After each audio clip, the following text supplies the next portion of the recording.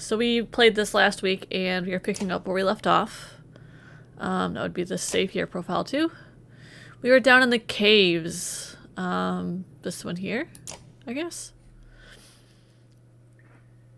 Seems right. Alright, so we were down in the caves. We had just escaped here with our party of people. Ubin has just left us for parts south to do his scrivener thing. And we are here escaping Dredge with all these people.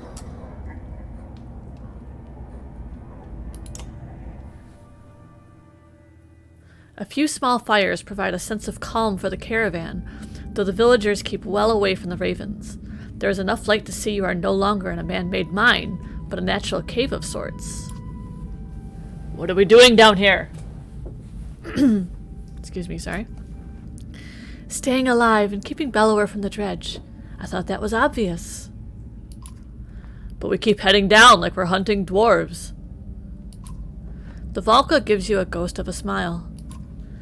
Until today, no one but a few on the council knew about these tunnels. Not even Menders. We didn't create them, but we have used them a great deal over the years to travel far distances quickly. Zephyr becomes quiet, awaiting a question. Where do they lead? Practically everywhere.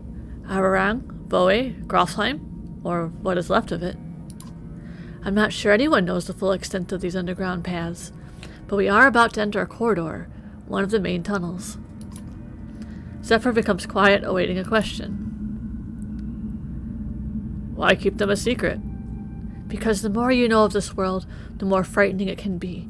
If children knew how many spiders were in their house, they'd never sleep. Truth. Truth, truth, truth. Not just children either. People who are afraid of spiders. I'm gonna go ahead and note this down.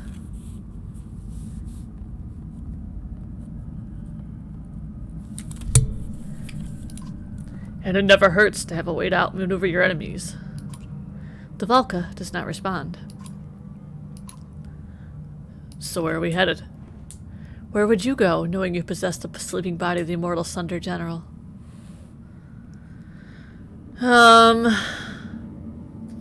Dropping in the Blue River still sounds good. It was not a terrible plan by... We'll call her Juno for simplicity.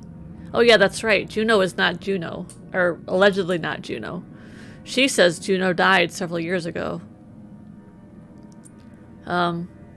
Which means that either the Juno we're traveling with is not Juno and is an imposter for something, or she is Juno and she's back from the dead.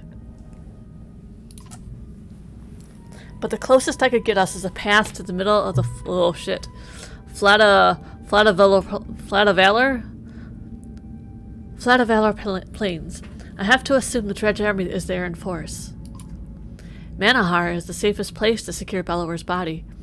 Whatever drew the Dredge Army toward us in Bindle, the Council can find a way to stop it. And what about my ravens? So far, helping Valka pays less than a bloodshed coin. And that is why I am talking to you alone now. The corridor will lead us to Manahar in a week's time. See us there safely, and I give you a genuine Valka oath. You will be rewarded well enough to never need work again. You look around at the cave walls and back the way you came. We'll go to Manahar. We were headed there after the Blue River anyway.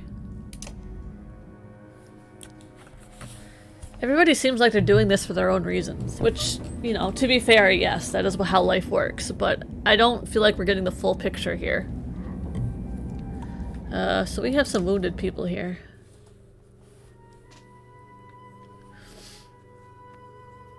Allegedly. Oh yeah, we do. 2 days, 1 day. We'll go ahead and rest. Allegedly, Manahar is in 7 days, a week's time, so we should have enough supplies to rest here.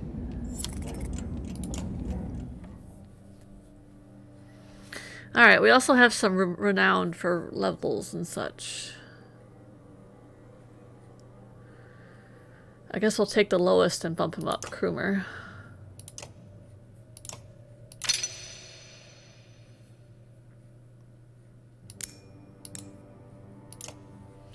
Alright.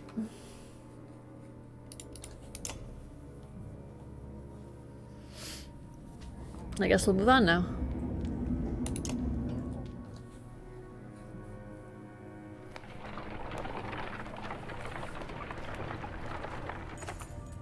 In the light of the torches, everyone is covered in soot and dirt.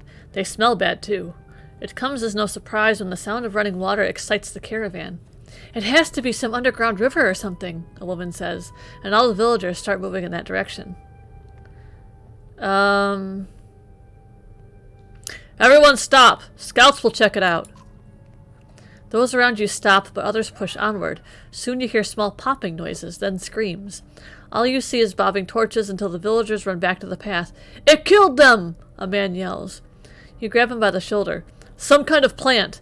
Leaves made the noise like water, but it had thorns and grabbed them. They died.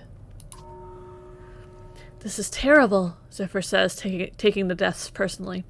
We should stick to the paths as much as possible. Too much can go wrong down here. The faces of those passing you are frightened. I mean, I would be frightened too if a plant ate me. Oh, who are you? Ditch? Hello. The man's sudden appearance makes you tense. I didn't mean to sneak up on you. It's something I do. I mean, something I've learned to do. Something that will get you killed if you do it to me again. Oh, okay, yes, understood. But it does have its uses. Just allow me to fight alongside you in a fight. You won't regret it. You scoff and turn away from the man, only to see Gudmundur approach. I see you met Ditch. Strange fellow to have next to you in a fight, but he finds his way through enemy defenses. Then you fight next to him. People near me tend to get hurt, but his injuries won't be an accident. We have all these random people joining us now. Ditch is walking alongside a woman you have never seen before. He seems captivated by her, but her unfamiliarity nags at you. Let's ask Folka who she is. Saw her earlier with another man, Folka says. Must be nice to get so much attention. She realizes you are looking at her and clears her throat. Not that yeah, not sure who she is though. You nod and decide to keep an eye on her.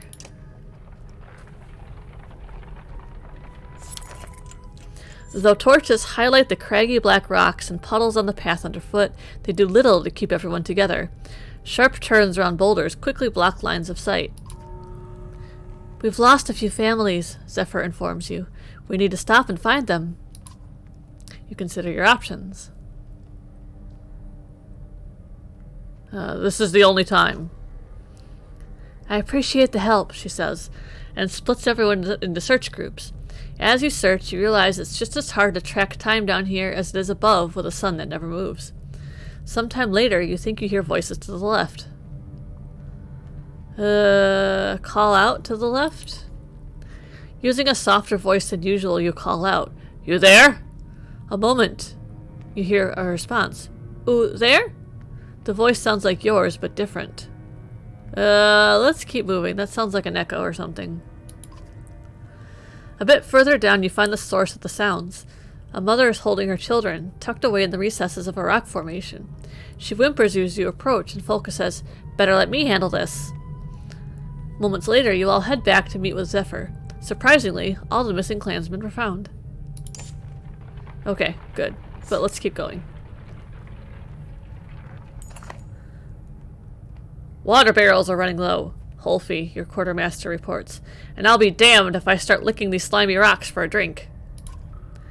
The shield maiden looks at you. If these people start getting desperate for water down here... You cut her off. I know, you say. Send out some scouts. We'll camp here until they return. Some of your ravens and other members of the caravan group up and grab torches, rope, and water skins before heading off in different directions. Better catch some rest while you can, Folka says. Nothing to do until they get back anyway. Laying down, you focus on the sound of a small drip somewhere in the cave. It grows louder, like the beat of a drum. Like thousands of feet marching behind you. You turn, and everyone stops. You see the glowing eyes of your army looking at you in admiration. Oh yeah, he has dreams or something. 100 members break formation to dig holes in the caravan floor and place stone bowls in the depressions. The bowls quickly fill with water and the first is offered to you. You slake your thirst before seeing your red-armored reflection in the bowl. I wonder if it's a bellower kind of projecting onto whoever's around him. You wake up with a shout and Folka joins you. What was it this time? She asks, concerned. I dreamt I was asunder. I led an army of dredge through here. They respected... No, they liked me. The shield maiden has no response. Some of the scouts return with some water. Others simply don't return.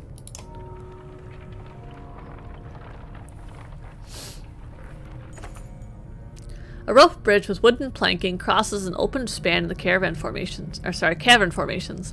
Looks old, Folka says. Narrow, and not meant for carts. Get the menders to reinforce it. Both Zephyr and Nichols move through the crowd and begin tracing patterns in the air with their staves. The only thing you see is a slight lift in the bridge, but they walk across first to calm any fears. The caravan crosses without incident. I kind of like this underground stuff. It's a neat twist.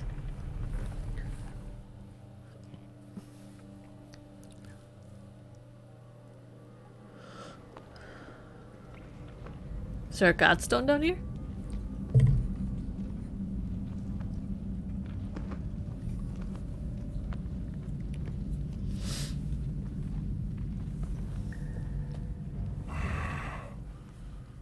I've slept in caves like this for entire winters. But there's something about this place. Something old. Unfamiliar. I don't like it. But I don't like all these humans on the verge of panic either. Maybe these dwellings up ahead will calm them down. Oh yeah, there's like a city or something. See? Windows and stuff. Oh, what is this?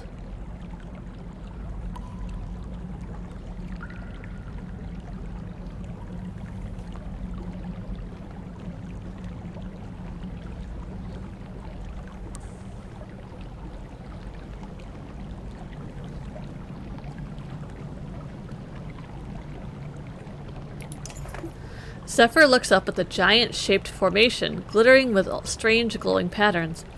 The Valka know almost nothing about this ancient race's culture, let alone their god Viznan. The name alone might be wrong, but we have a framework of letters based on repeated patterns found around here. She wanders around the glowing pools of the Gladstone. If we are correct, Viznan was not their only god, but he became one of the most powerful at the cost of everything dear to him. She looks at you. Of course, if what you hold dear is something like control, maybe there's power in letting go. Gems of various size and shape are found embedded in the surrounding stones. The clansmen are soon hammering away in an attempt to pry a particularly large gem loose. The ringing of hammers echoes throughout the deep. Duh, stop, you're making too much noise. Some look angry, but the fear of the unknown down here is enough to keep them from saying anything. They all move away, though a few look back longingly at the stone.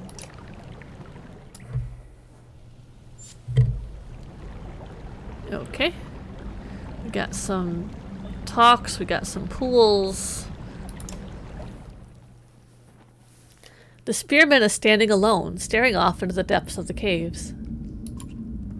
If you take off down one of these tunnels, we're not going after you. Back doesn't respond.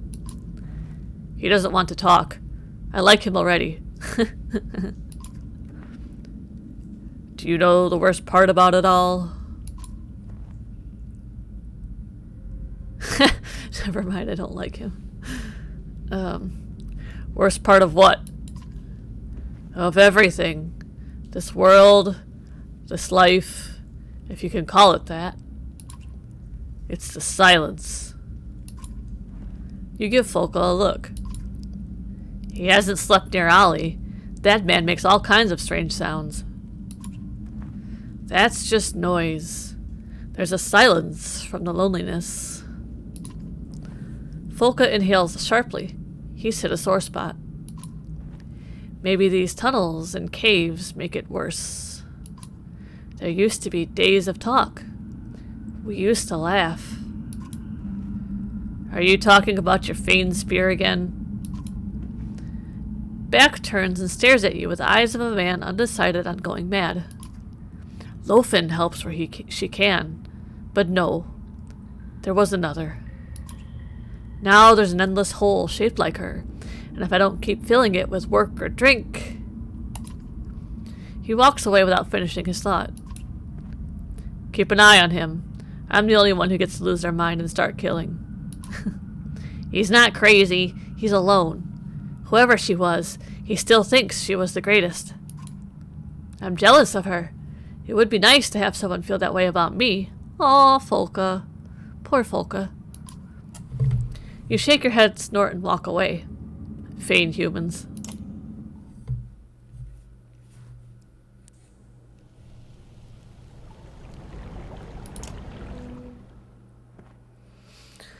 The young mender stands tall and proud as you approach. Bulwark! I was thinking, well, wondering, about what it takes to become a raven. I've never heard stories about a test or trials to join. Is there a test? Why do you care? Aren't you Zephyr's lackey? Well, apprentice, yes. I'm a full mender, training to become a Valka. Part of our training requires world experience. Couldn't you work with a blacksmith or something? Nichols frowns at her. Would you kill someone for coin? Kill for... The mender's face pales a bit. I mean, I guess, if that was the job. Folka walks up and clamps a hand on one of Nichols' now sagging shoulders. Most of what we do never makes it into the Skald songs. I guess I need to think on this a bit more. Let us know in Manahar. Nichols nods as you walk off.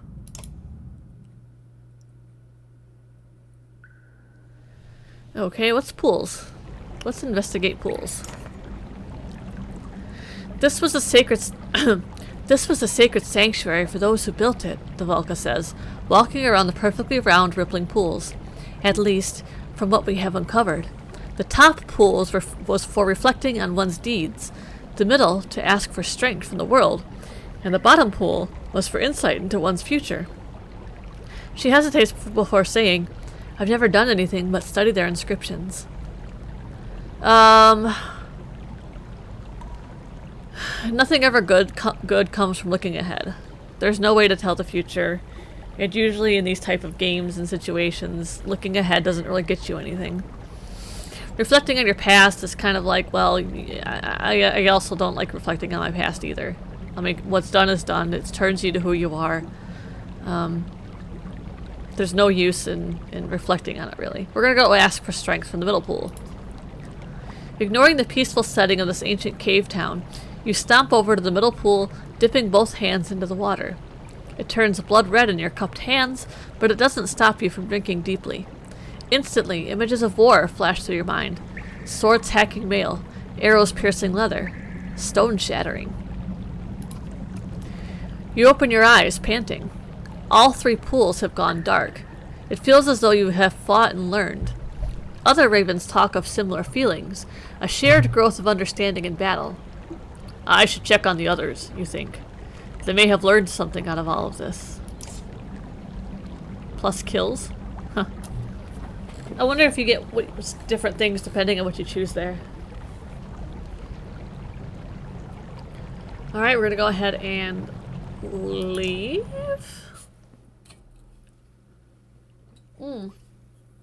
We got some more renown. We can level somebody else up, probably.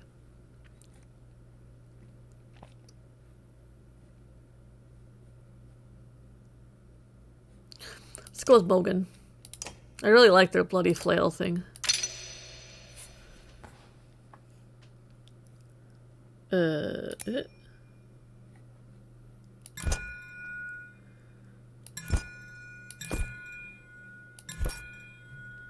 Okay.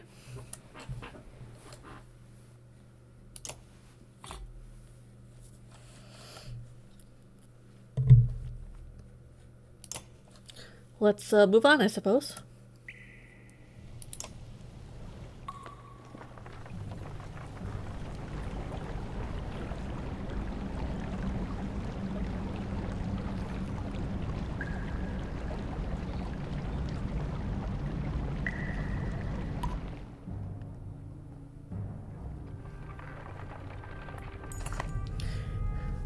Stay away from her, she's mine, you hear a man shout. He shoves the woman you previously saw with Ditch behind him. Ditch draws his weapon on the man and says, Yours? Yours? She belongs to me. The shield maiden clangs her spear against her shield, trying to grab the attention of the two men who are clearly not themselves. She doesn't belong to anyone, you thick-skulled morons! Another woman shouts, Well, she doesn't belong near my husband either. If she gets near me, I'll kill her. Who is she? My betrothed, Ditch says. The other man's eyes go wide. But I asked her to marry me and she said yes. Me too, a few others shout. As everyone's ire rises, they turn to the woman who looks like the picture of innocence. I can't decide, she says. Chaos consumes the clansmen and fighters. The men yell to state their claim. Others yell for the men to be quiet.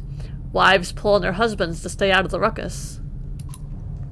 By the time you regain control, there is no sign of the woman who instigated the entire ordeal, but a great deal of animosity in her wake. Oh, weird. Wonder who she was. You stop, turn your head, and open your jaw slightly to increase your hearing. What's that sound? You ask Folka.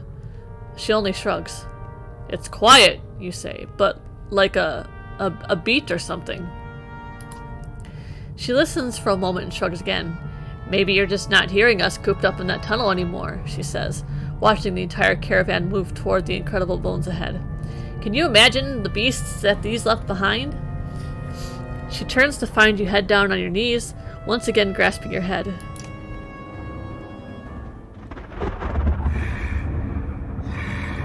Lightning. White Tower. Who am I? On your damn feet! Come on! You blink rapidly, but everything is dark. A purple glow casts its light on the skin of someone next to you. You growl and instantly have claw and fang in your hands. Have you lost your mind? Folka whispers. Quit acting like a fool and put your axes away. You try to catch your breath as you look around. It's that same depths-cursed dream, you say. The one with the tower. Clearer this time, but my hands. Zephyr approaches. Is everything okay? You look. Your face snaps towards hers. Everything is fine, Volka! She studies your face, then Folka's, before saying, Then we should keep moving. The air feels full of warning. You walk past her without a word.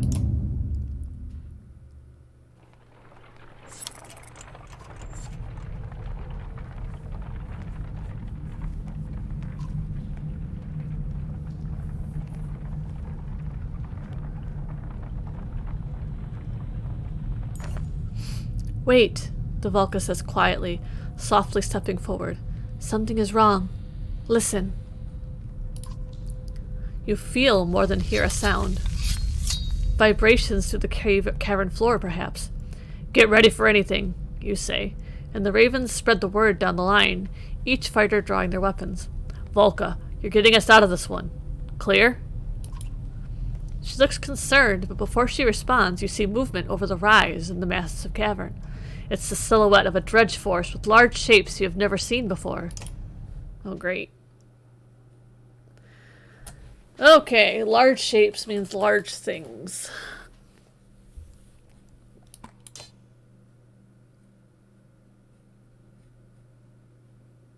I like Ollie, he's good. Can we, like, get Zephyr out, though? Shit, well... I guess I'll go with this and see what happens, right?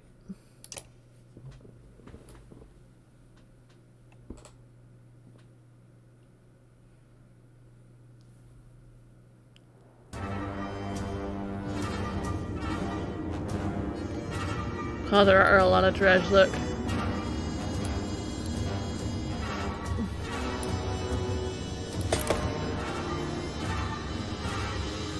We can't really, like, get around this crack either.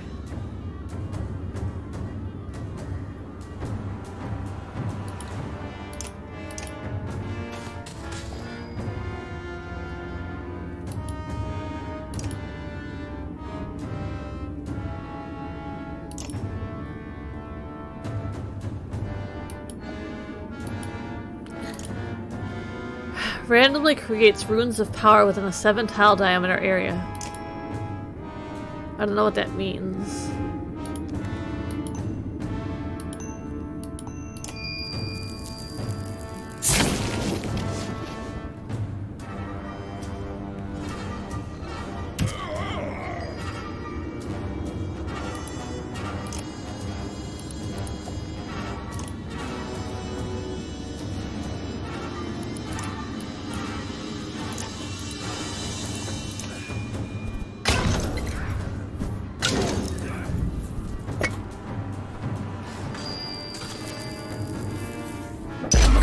Oh! Well, that's unfortunate. These are buffs, not attacks, so he just got... Oh, okay, well that's unfortunate. We just buffed the enemy, guys. They should probably be more clear about that in the description. Increase armor break, increase willpower. Well... What can you do, right?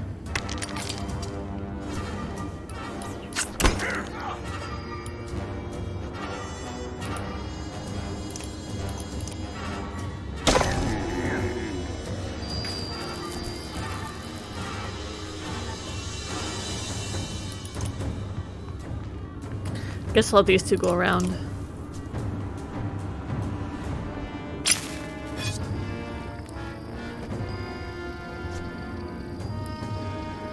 So she can't attack at all then, huh? She can heal but not really attack. That's disappointing, really.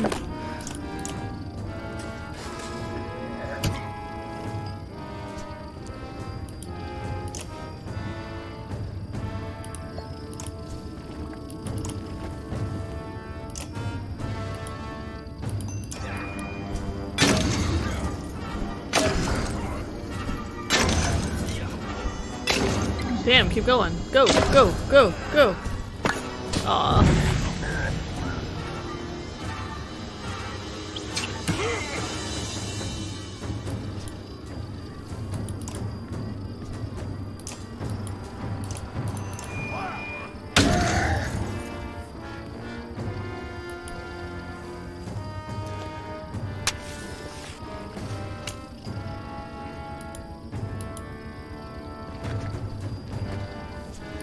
Get him out of the way, he's kind of hurt right now.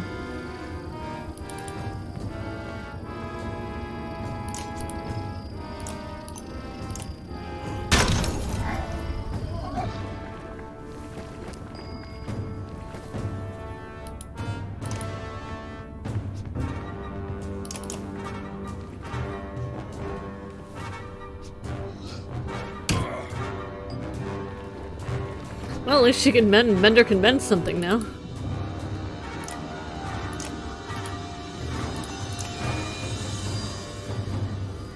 Oh, all she does is mend armor and not health. That's also disappointing.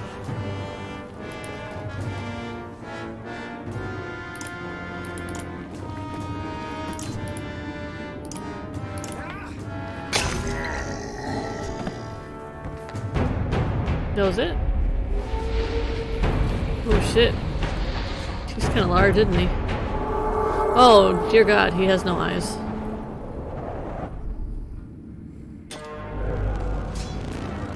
He's huge.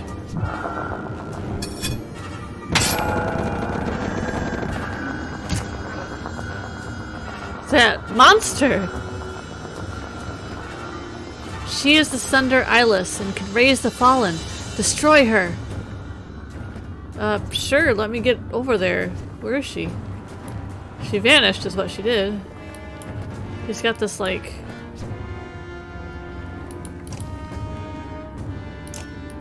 So does that mean I can't kill these until I kill him? Her? It?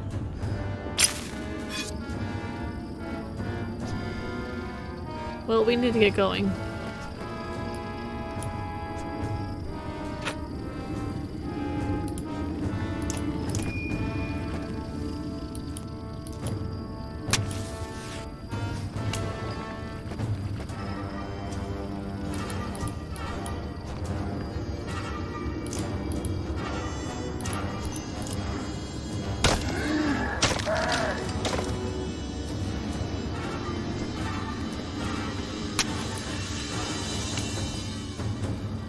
Who is this? Oh, Krumer.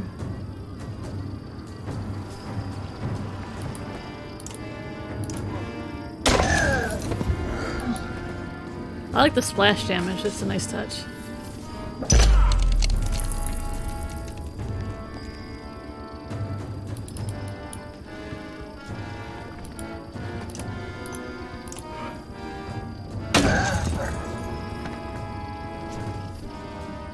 To get him out of there, like now.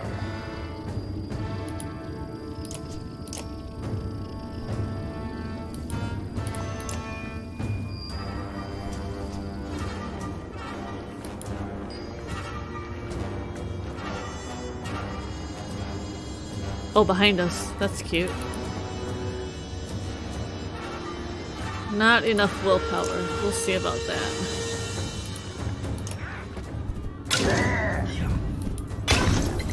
Alright.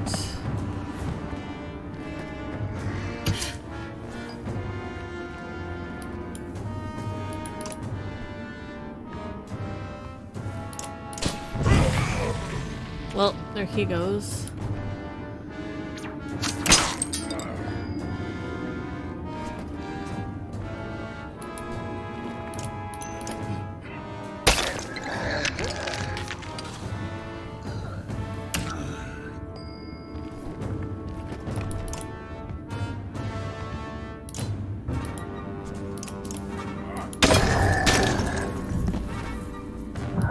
Oh, he's over here.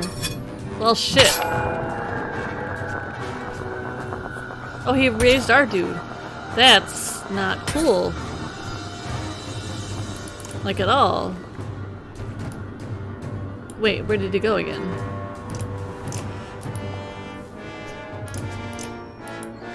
Oh, you can't mend yourself? That's... Huh.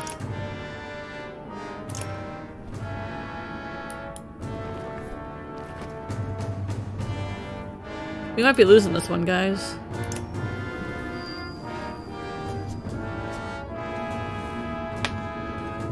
Hey, Exta! Things aren't going so hot right now.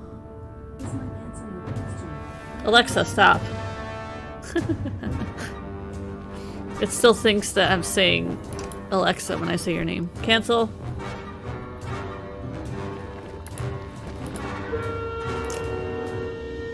No, you're fine. It's the problems of technology, I suppose.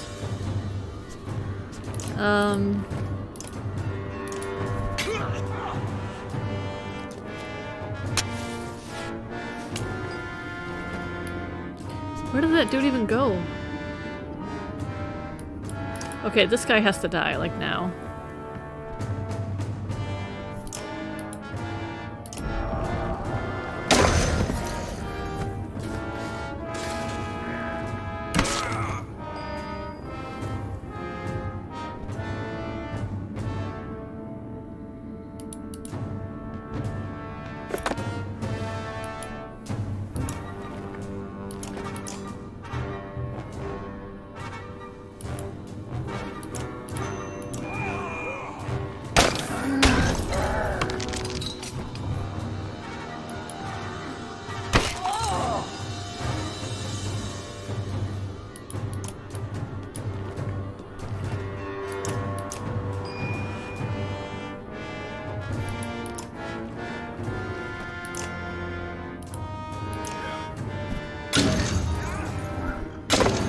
Go, go, go! Aw.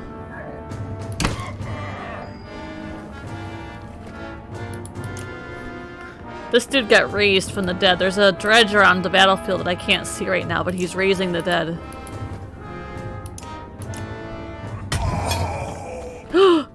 Did I kill him? Surely not, right?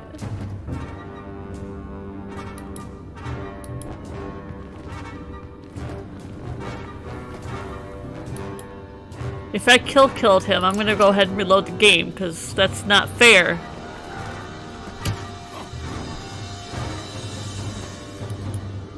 I will not allow that outcome.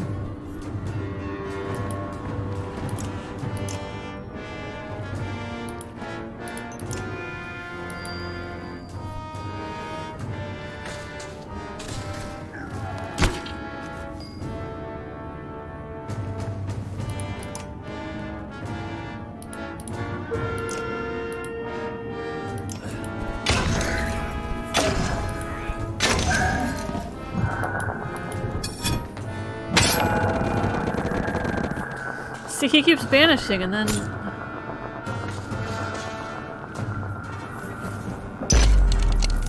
Rook is with the other group. This has already split off into two groups. These guys are underground trying to flee Dredge. Rook is... I need to go to his point of view to jog my memory because I really don't recall. 2... 4...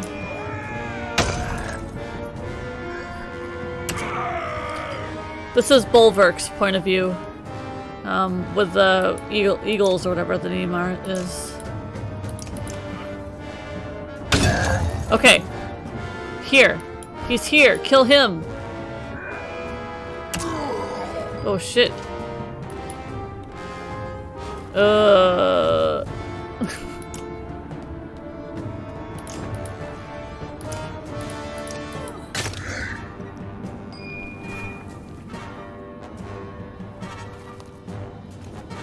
Can't get close enough.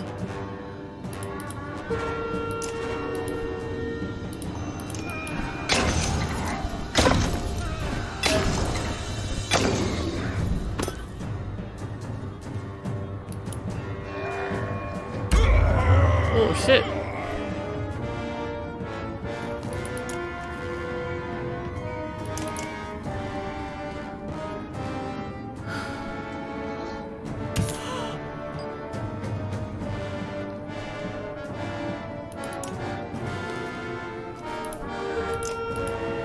We're not doing too well in this one.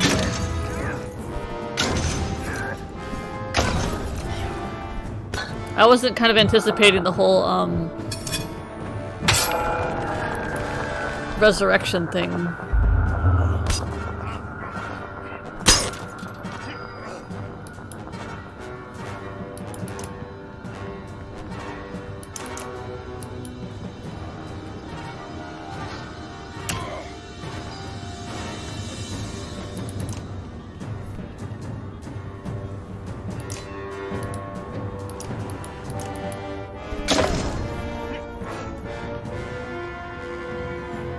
Yep, I think we're losing this one.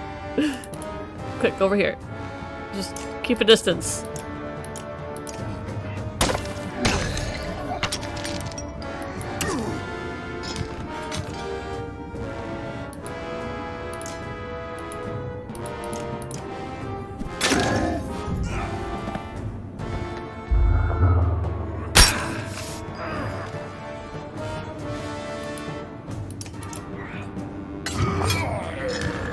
I mean, surely these guys are not dead completely, yes? Right?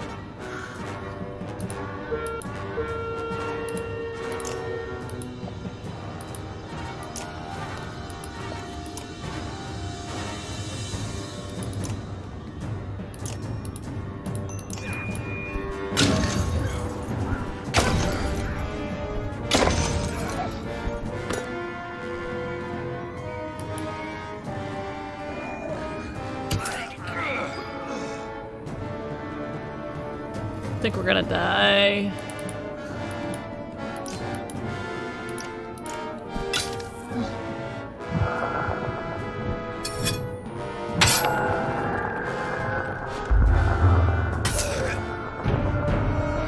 Yep. The darkness of the cave consumes you. Wait. Oh, it like redoes it? Okay. It's like Groundhog's Day. They didn't even give me the option.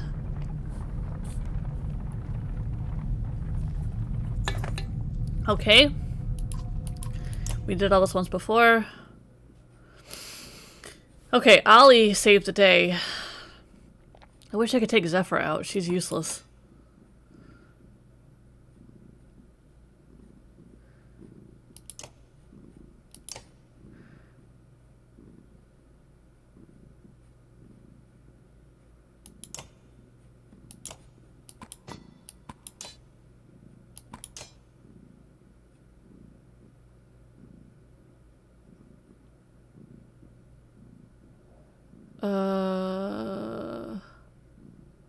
Sure. We really didn't have issues until I started killing off my own people. Now I'm a bit more prepared, maybe? Okay. Back up, back up, back up. You here. Here, here, here. Okay, let's try this. And then, like, here. Oop, not you. You here. You here.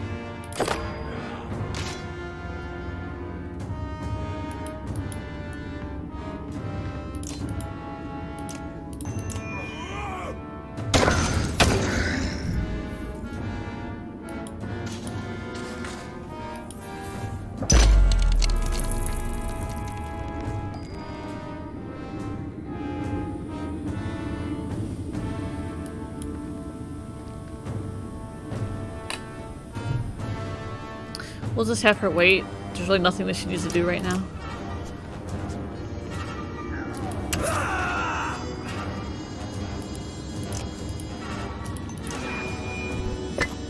Ugh.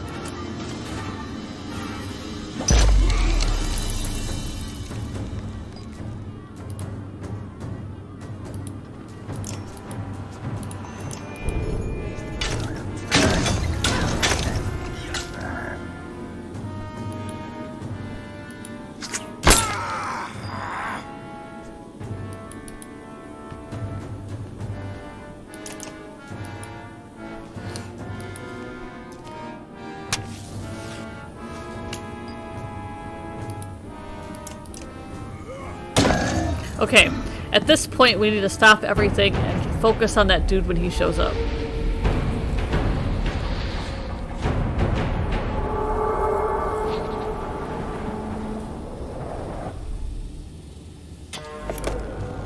Back here.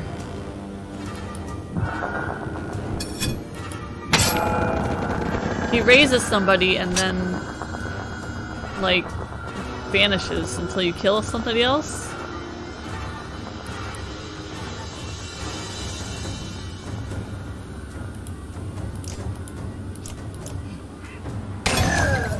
Yep, that's how it works.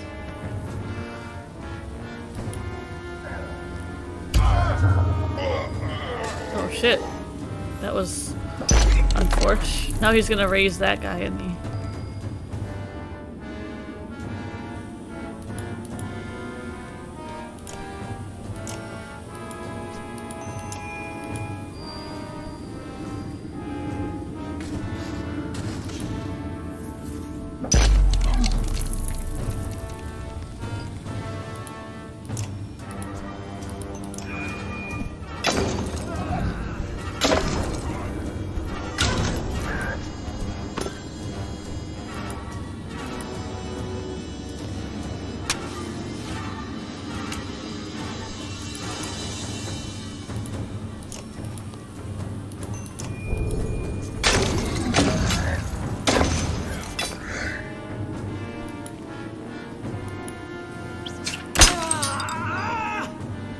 Lord, this like crevice is pissing me off. Maybe next time less Varl and more humans? Since the crevice is here and kind of impeding everything. Okay, get out of the way because those are gonna blow.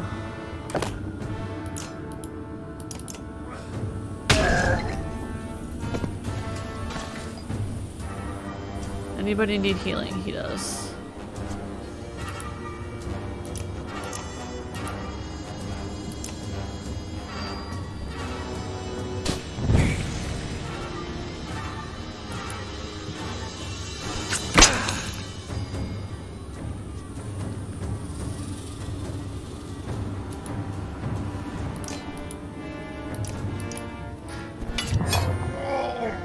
Oh, I see.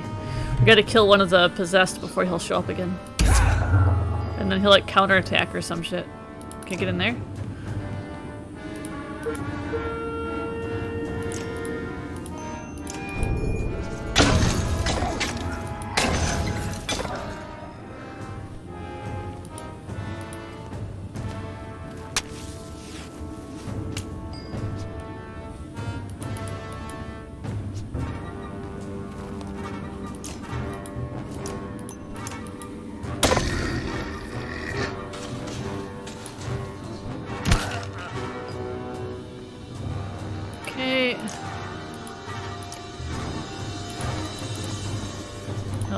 do 6.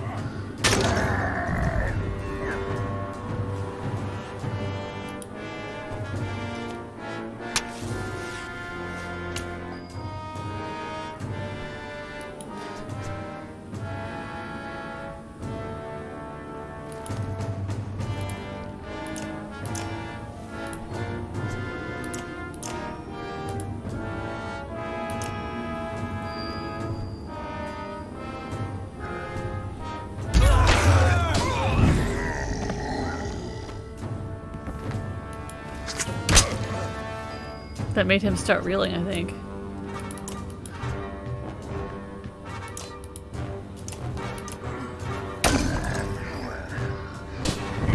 Oh, it killed a fucking... Well, that's unfortunate.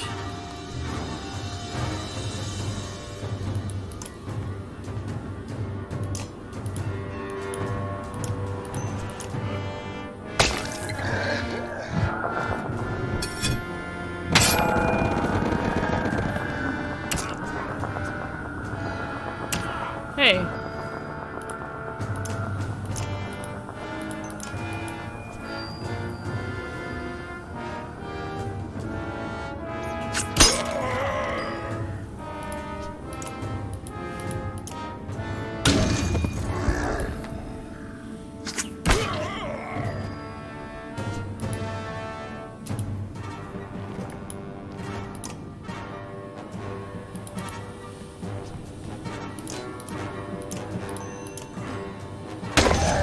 Okay, alright. We just got this one dude left plus the Sunder.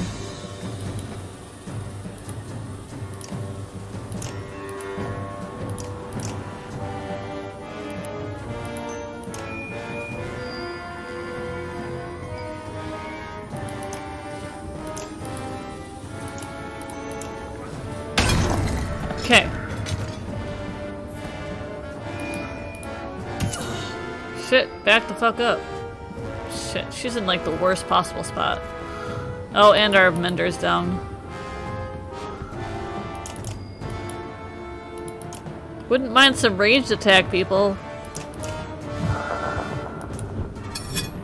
And now he's gonna vanish again? Yeah.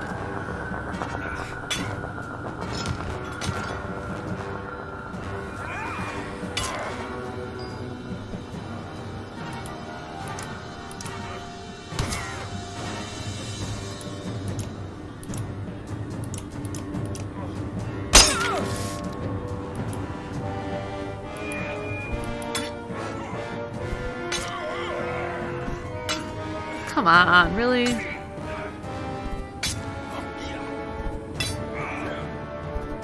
This is the worst. Hate this game, guys.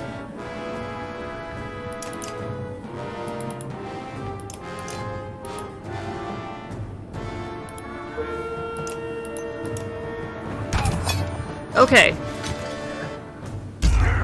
Shit, kill this fucker. Nope, we only have one dude left now. Shit, what the hell? What am I doing wrong here?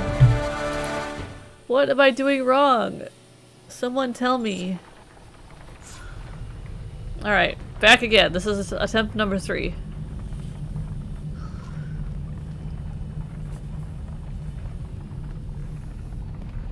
Maybe more people, less Varl? Yeah, something's wrong. Attack coming. I wish we could take Zephyr out. She's the worst. Alright.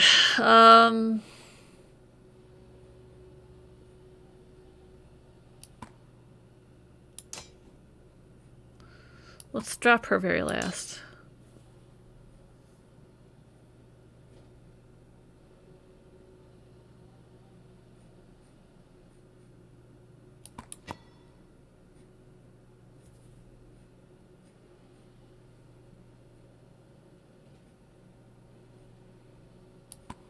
Sure, why the fuck not? Alright, let's try this.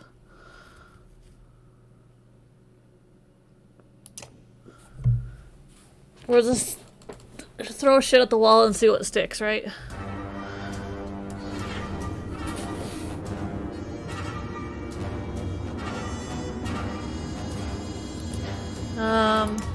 Ender back. You over here. You here? Who's this? This is Gunmender. This is Ollie. Ollie can stay here. He can pick at people from across the chasm. You go here, but I believe you move first. So let's do this. Oh yeah, you do. Alright, let's try this.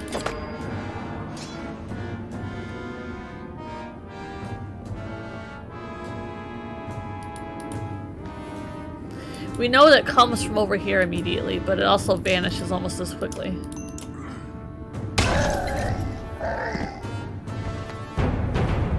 Okay.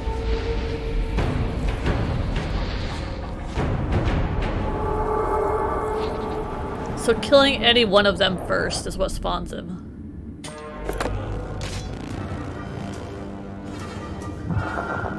He raises them and then vanishes immediately.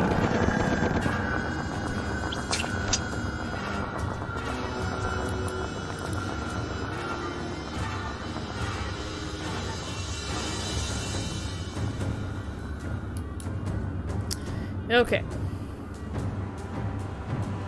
Let's immediately go kill this guy again.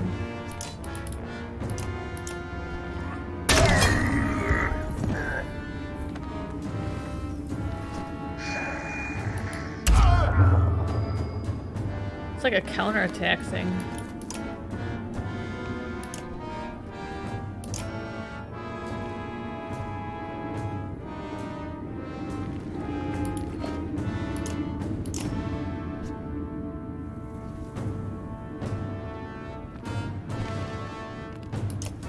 Whoops, I didn't want to do that, but that's okay.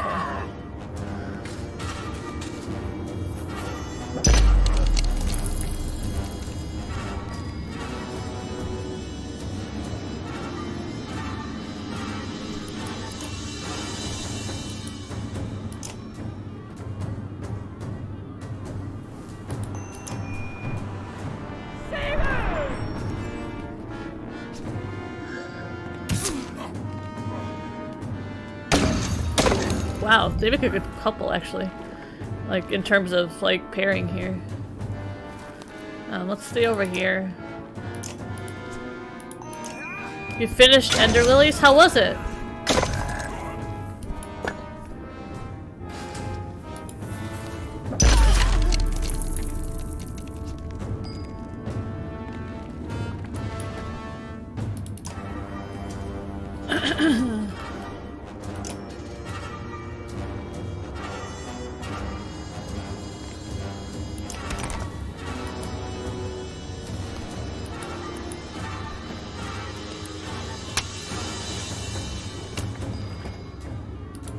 Anybody injured? He is.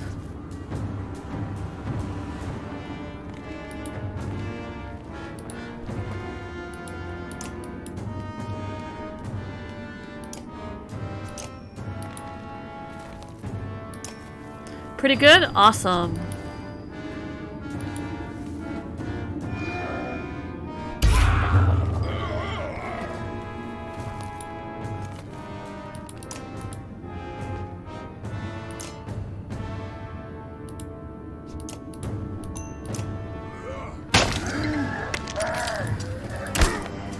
Now remind me, it was like an RPG, right?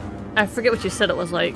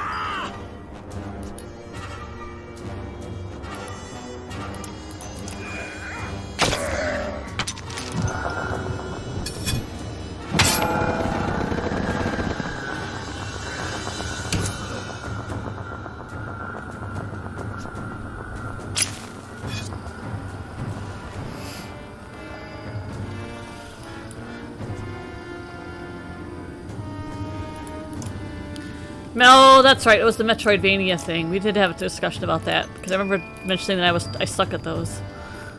Yep, I do recall now. Was it hard to finish?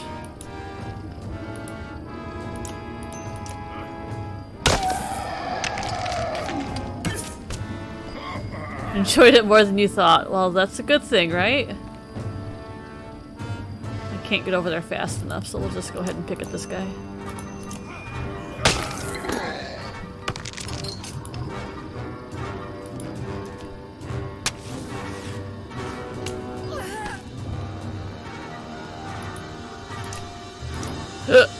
Excuse me.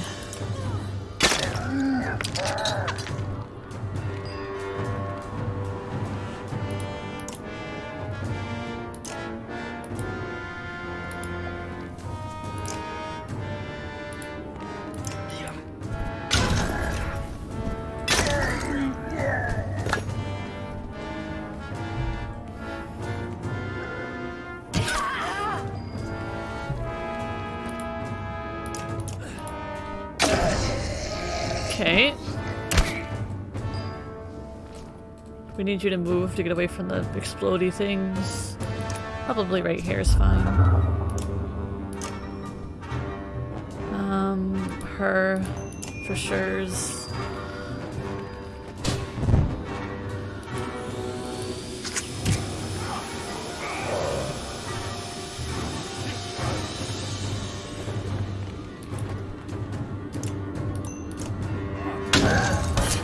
Oops. Wow, okay. The backswing hit him.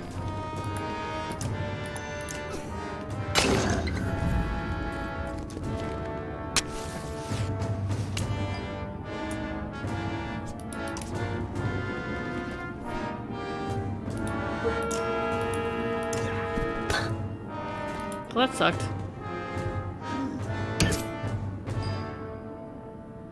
Okay, let's go over here. Start picking up this dude.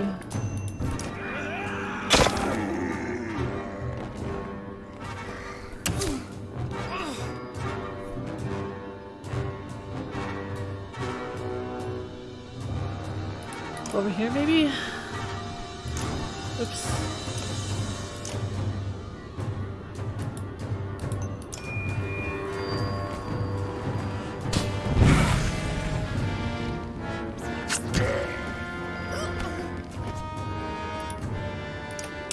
Well, that sucks.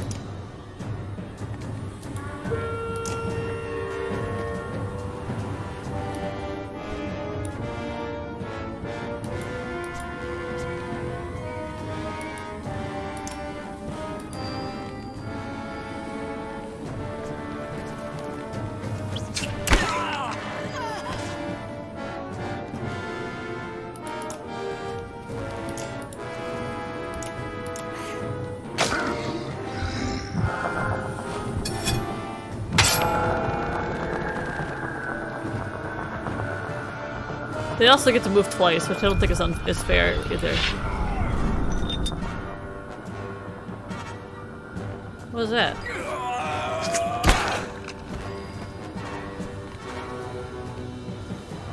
Other than more unfairness.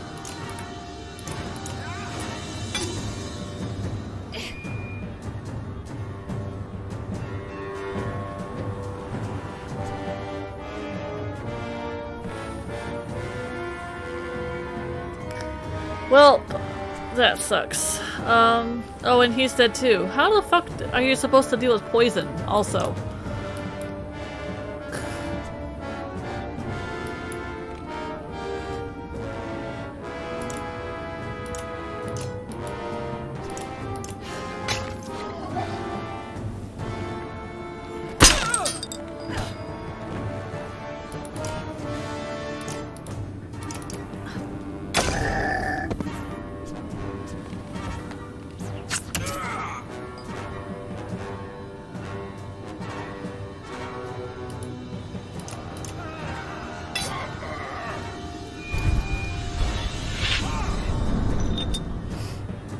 Oh, he like passes his turn for other people, I think. Oh, there she goes. It's this poison. They're taking poison every like turn, which isn't fair. Cats, come on, get off my shoulder. Off my shoulder. Alright. There's like no items you can use. There's like literally nothing you can do. Come on, Folka, you got this.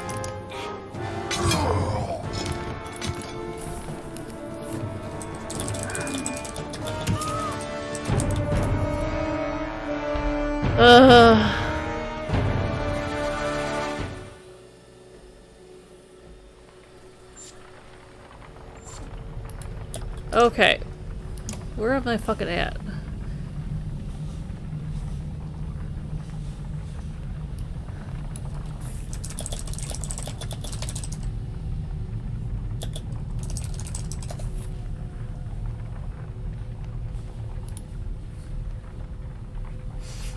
I am not going to be ashamed to say that I am Googling this right now.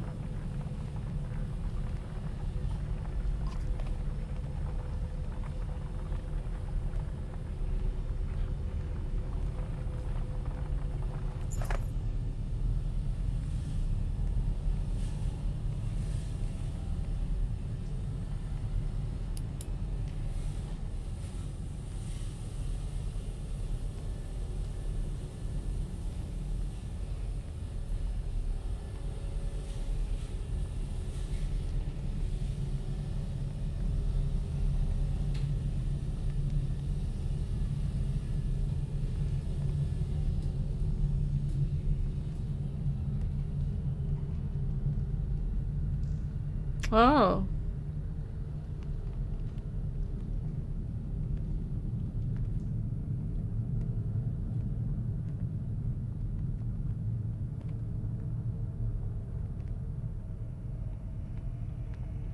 Sorry, I'm like Googling up strategies because I'm not smart enough for this stuff myself.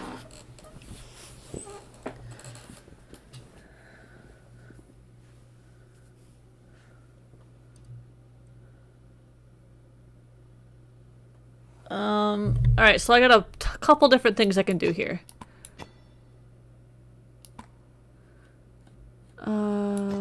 Oop, sea daisies.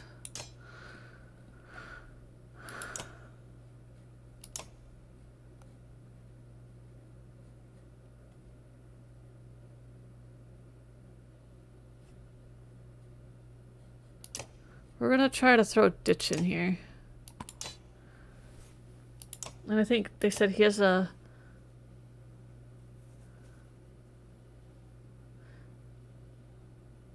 Okay, and this guy has a stun. So, he's got the worst fucking defense on the planet, but we're gonna... I don't have enough renown. We're gonna try this unconventional approach. No one can cleanse, no. There's no, like...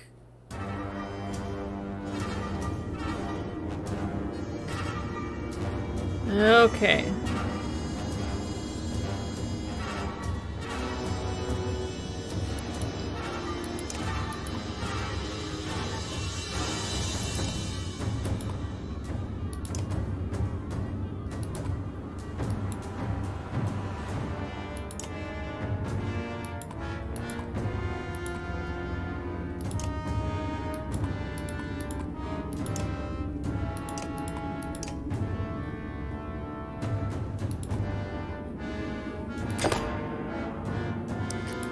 So they said to...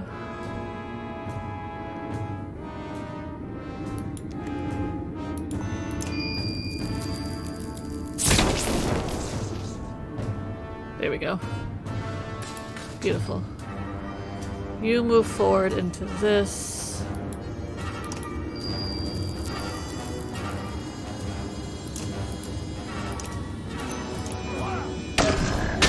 Okay, don't touch him anymore.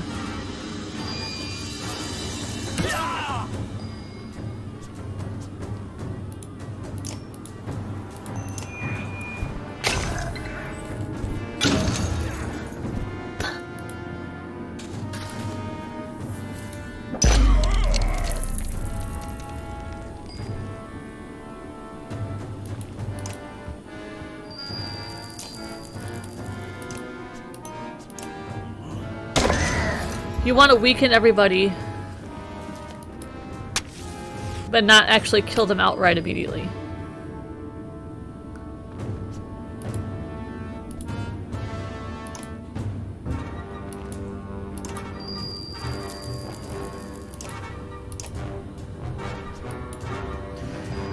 I don't know if it's necessarily a puzzle, but I mean, maybe kinda.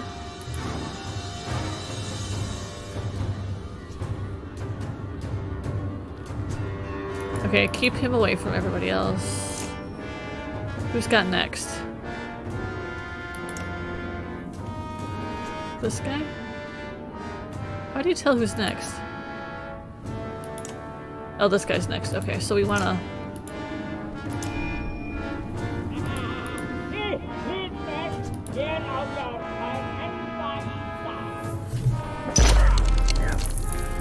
We want to manipulate turn order, is essentially what we're doing here.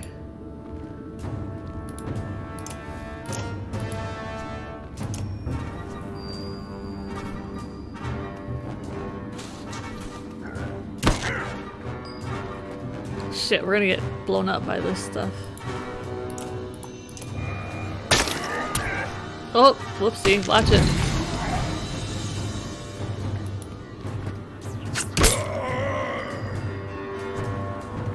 Okay, we want to be careful here.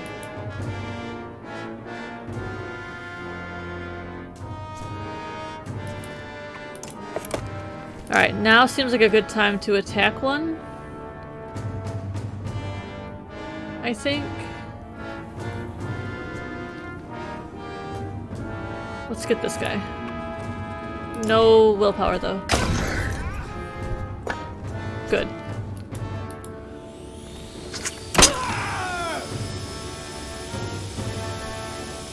Alright, we're at a position where we need to attack something, yeah?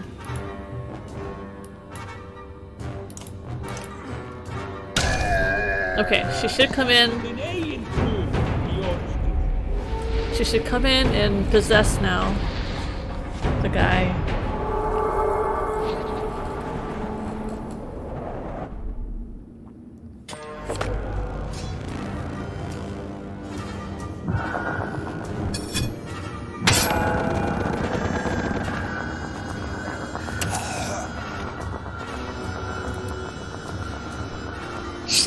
Alright, well there goes that guy. He died in one hit. So we're not going to take him next time.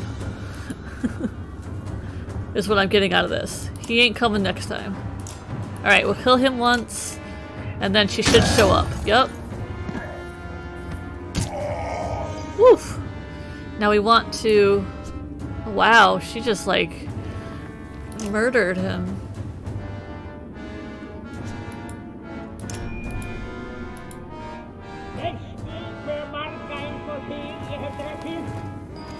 Okay.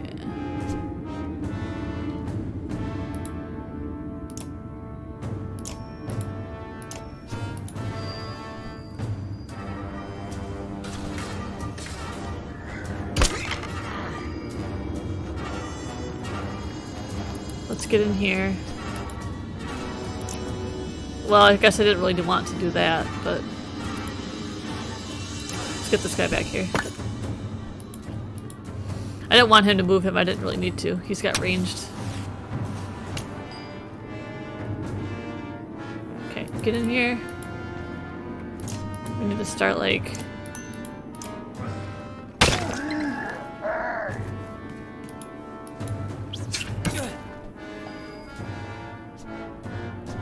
Okay, what is the range of your insulting? Not large.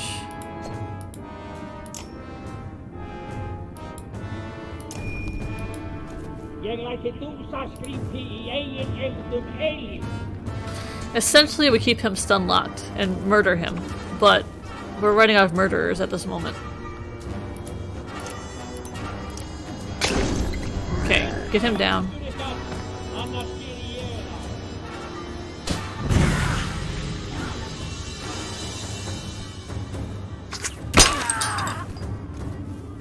Well, fuck me, right? Back up.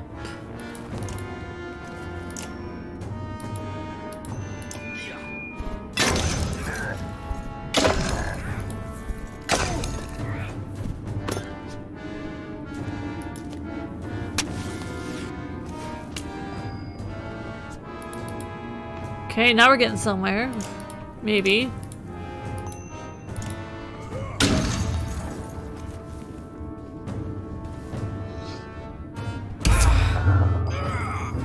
Okay. Back up.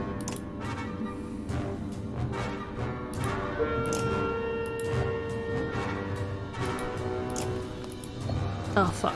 Can we do another one? Increase the range? Yep.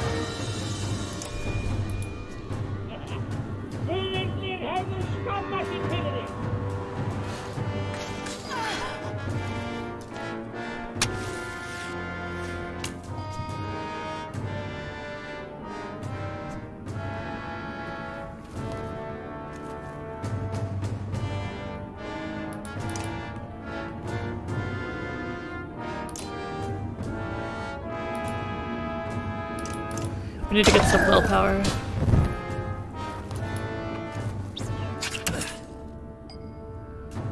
To get in there.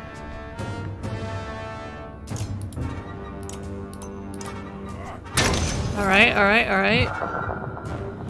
Oh, nope, now he's retreating again.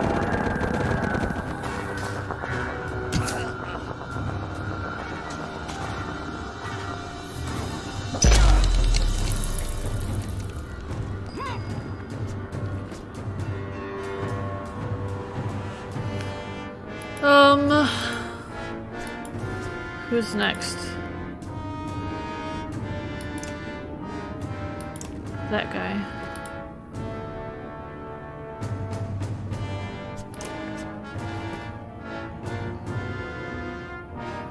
God, this I think we're gonna lose this one too. Oh, what shit! There's a shadow stone right there. Well, rip everything. Rip hopes and dreams.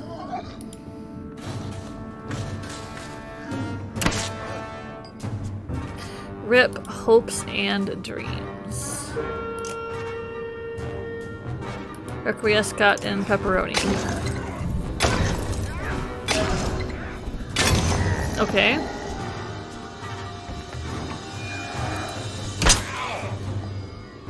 Oh, oh, oh! 3, 4.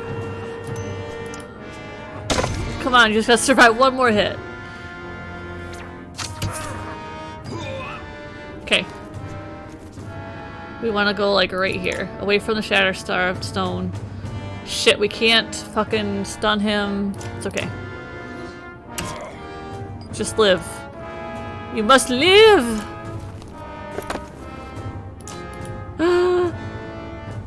I don't trust the 20% chance to hit though. No! We were so close, guys.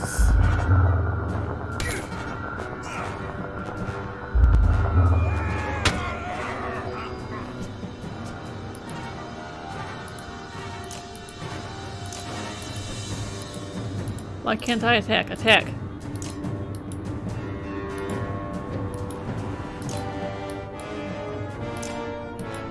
Why am I not able to attack?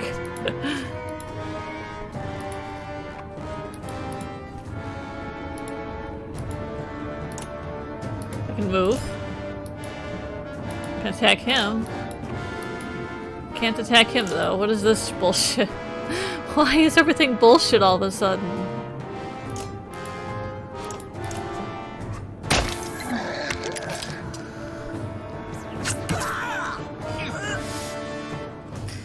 Why is everything bullshit?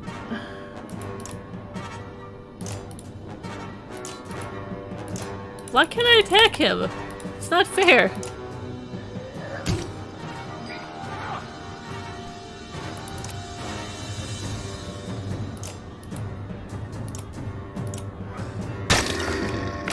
Oh, there's a Shatterstar there. Yep, that's it. Okay. Apparently this episode's gonna be a lot of me failing. Well, I had a good strategy until it started falling apart.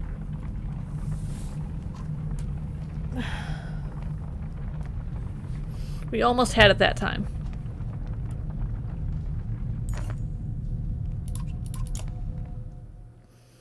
Yes, feels very bad, man.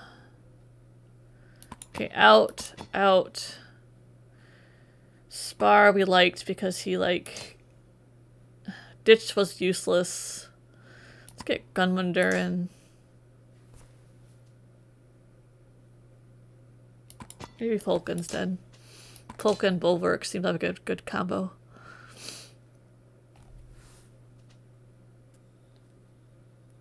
Okay. Let's try this.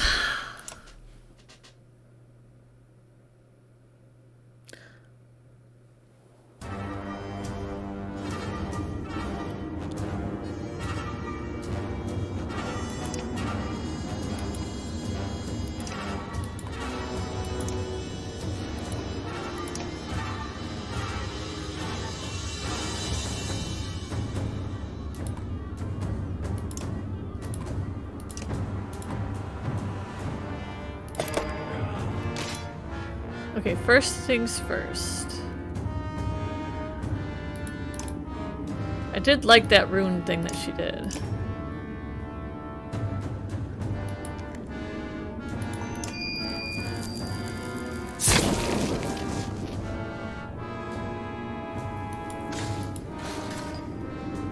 Okay. You go up here.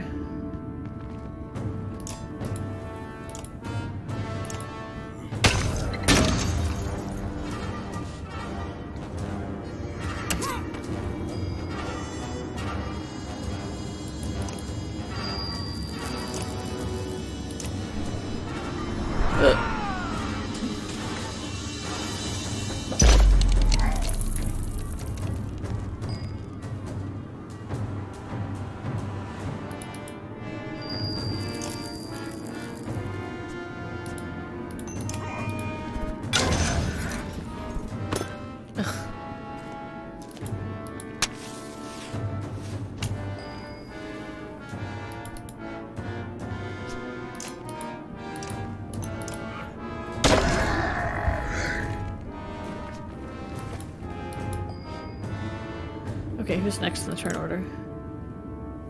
This guy.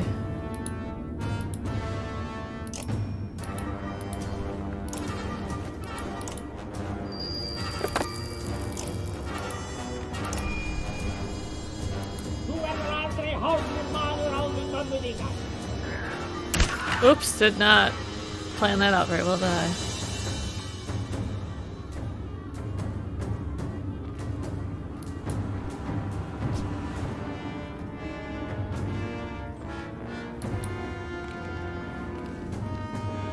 It looks fine otherwise.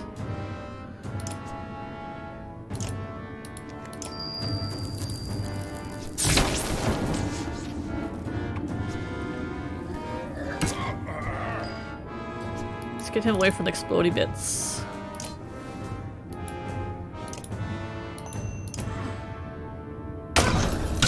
Whoops! Did not mean to kill him. He kind of overkilled.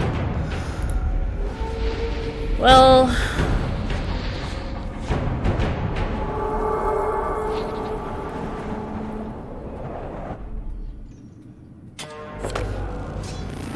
This might be another fake streamer moment if I don't win this time around.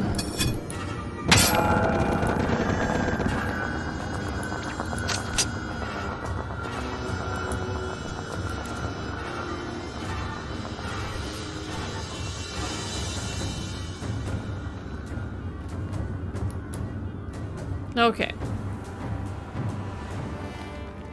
Are all the explodey bits gone? They look like they're gone. Let's go back here.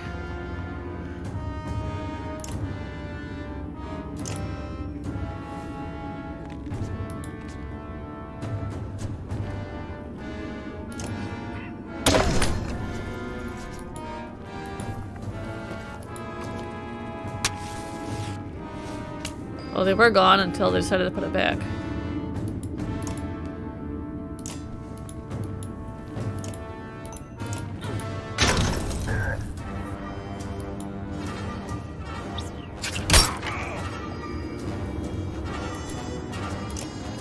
I mean, I might have it, but I also might not, you know? We need to get rid of this crowd behind us, honestly. dag skal varin heiður ætta vorra.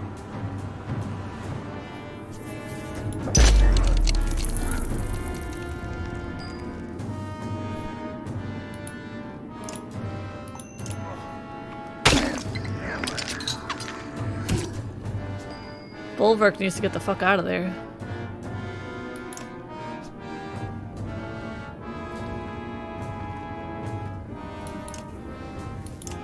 He's the next, but he's too far away to hit. Also kind of far.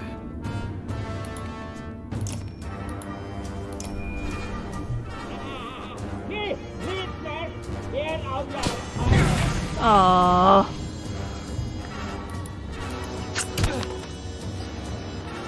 Alright, Mender, we need some mending. What's the range on your mendy mend? Oh, we can re-hit him from here.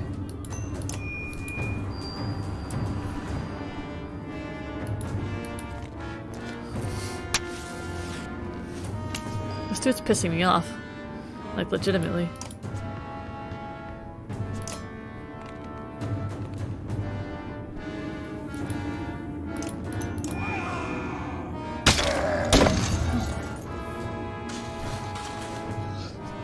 Oh, back him up.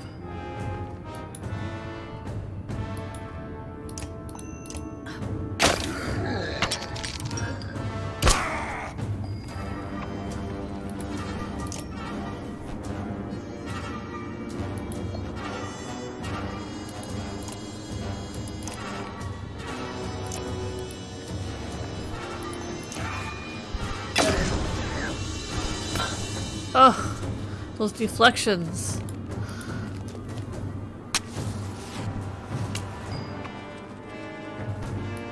Okay, just like haul off. Murder him.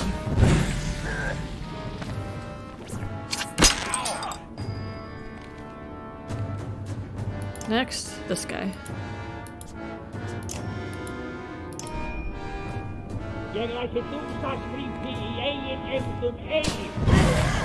Jesus Christ, that fucking everything sucks.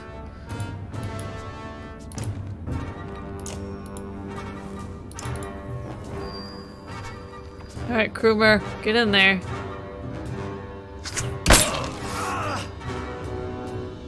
Or Volka, that'll work too.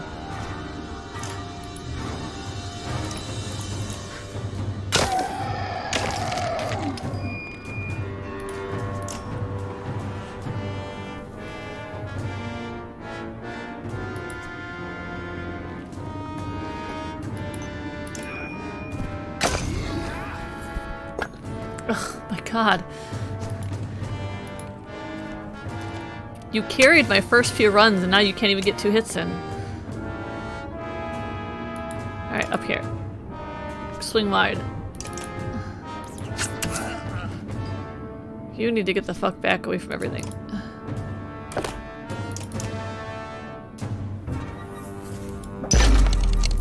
Oh, thank you, that works out.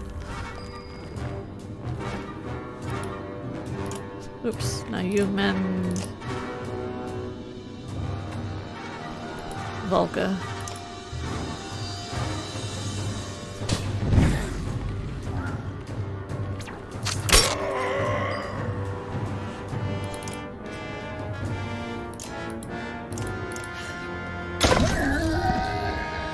Okay. Now we should be able to take out that guy. I say should. Oh, I'm not even close enough. Fucking hell. Here? There we go. Oh my god. If I...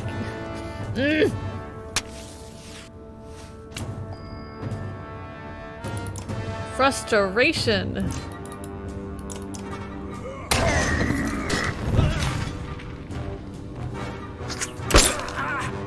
This dude's getting his shit wrecked. Alright, back him up.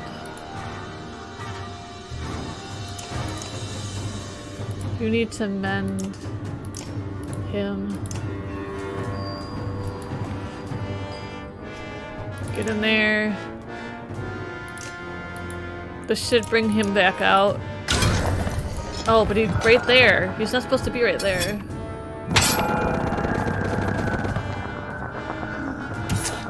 It's okay. It's alright. We got this.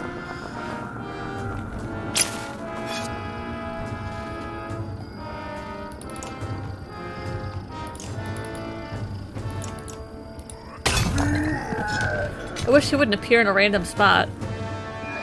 Oh no! Back up. Can you get in there? Kinda.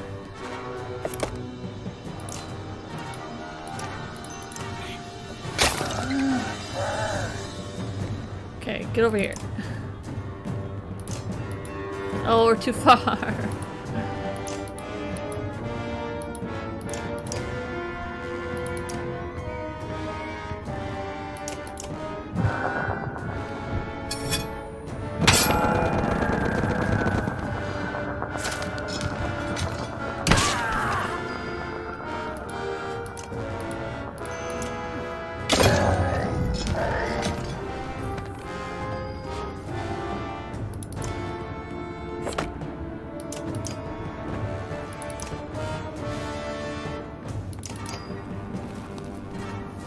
Can you reach? How large is your thingy?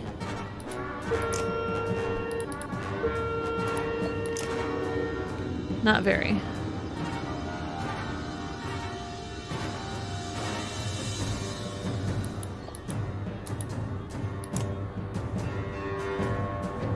I don't want to move him closer because he'll just get hit by the guy, so let's go this way right now.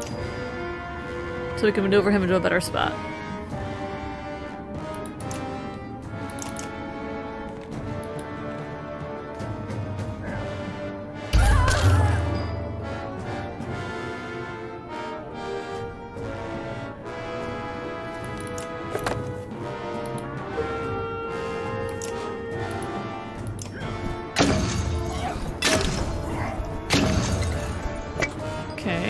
Alright.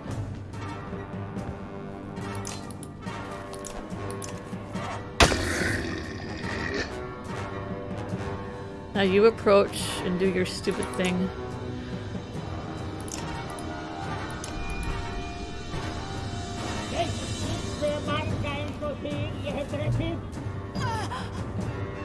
She's poisoned though. And I can't get her in. But she can help their defense at least.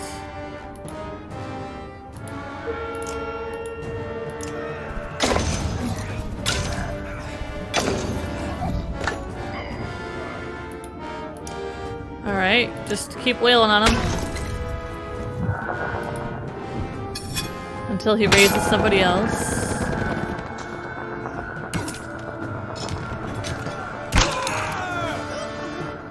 The 2 hits are bullshit.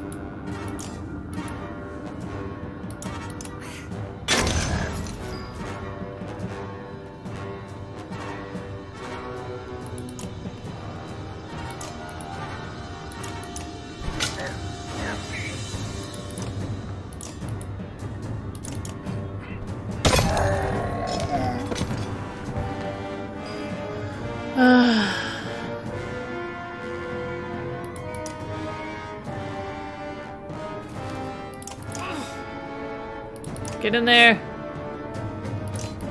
Kamikaze this shit. Just, you're probably gonna die, but know you died for a good cause.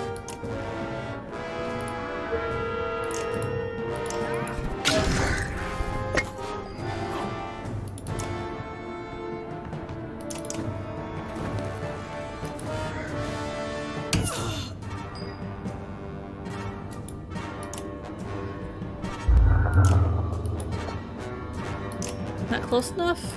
Fine.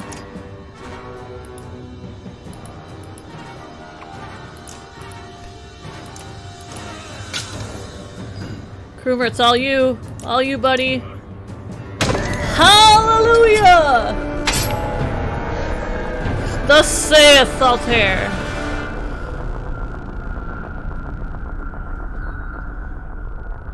I mean, we almost died again, but we won. Eyeless is trying to bring the cave down on our heads, Zephyr screams.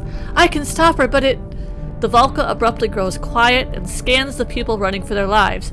Just keep them all together, Nichols. Here, Valka! Zephyr! The young mender says, helping an older woman to her feet nearby. Zephyr grabs Nichols and whispers to him. The young mender's eyes go wide, but he nods solemnly. He turns to you and says, I'm sorry if I was a nuisance. A large rock falls nearby, and he stumbles away back towards Eyeless. Nichols begins tracing a pattern in the air. You yell for everyone to keep moving, tossing those who stop to turn around. When you look back, Zephyr is standing behind Nichols, tracing an alternate pattern.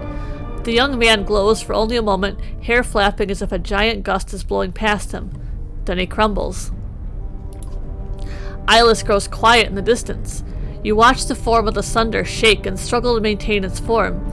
Then it fades like snow blowing over a hilltop. A few more rocks tumble down, and you grab the sagging Valka before she is crushed. Once you have met up with everyone else, you tally the numbers. The losses are not as bad as they could have been. Apparently he didn't see my first 2, 3, 4, 5 attempts. I doubt that ended her, Zephyr says, and there are many passages here which Eyeless knows all too well. She's been tracking us. We need to leave these caves immediately. You pause and say, What you did with that mender boy? Zephyr turns her head. We can discuss Nichols' sacrifice another time. We must move.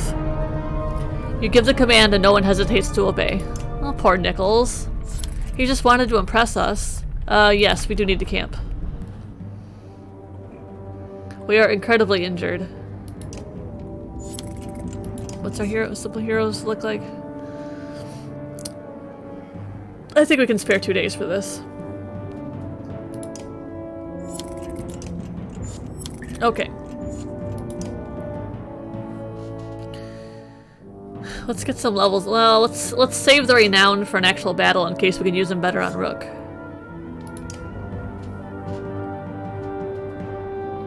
Alright, get moving. God, I didn't think I would ever get past that part. Sorrow and uncertainty swirl across the Valka's face until she finally stands still. What? You ask. Things have changed down here, she says. Rocks have shifted. Rifts have opened. I doubt Eyeless did all of this, but regardless, I'm not entirely sure which path to take. We're lost? That's my feeling right now. Your voice carries down the cave tunnel. Aw, shit. Maybe we shouldn't have said that. The heads of fighters and clansmen pop up, looking for answers. Concern fills the air in the form of questions. The raucous noise hides the approach of things, which resemble dredge. Morbidly warped dredge. The bodies of the slain, the source of the screams which finally alert you and the fighters, blacken and twist upon the ground. Don't fall to these feigned beasts, you shout, charging into the enemy. Yeah, I probably shouldn't have yelled that, huh? But I mean, I am also incredulous that we are lost. Zephyr, get the fuck out of my party.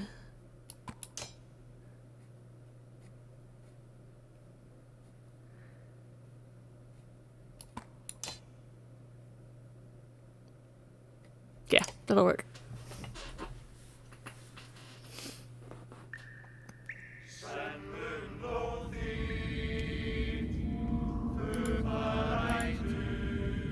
Oh, I can't move them either.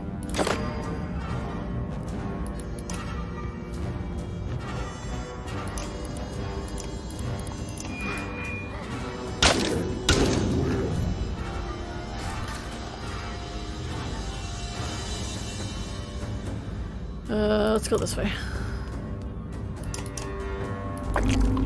Oh, gross. Ew.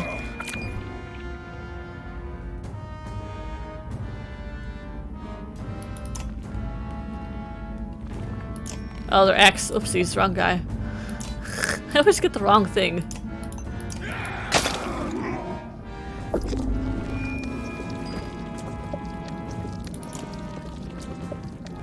That's so gross. Do not like.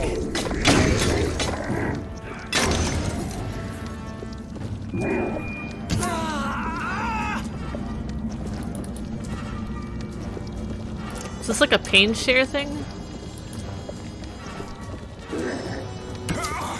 Well, there goes Ollie. Because of my mistake here.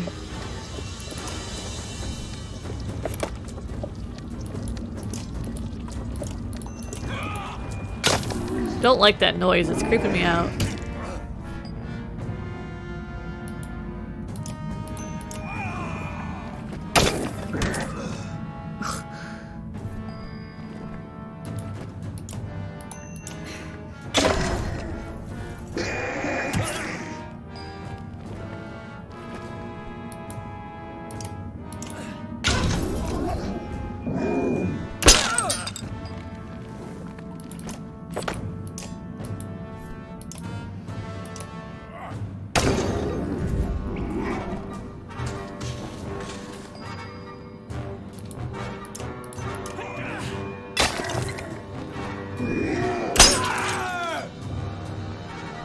Can you move a little bit so you're not whacking fucking Mogan here?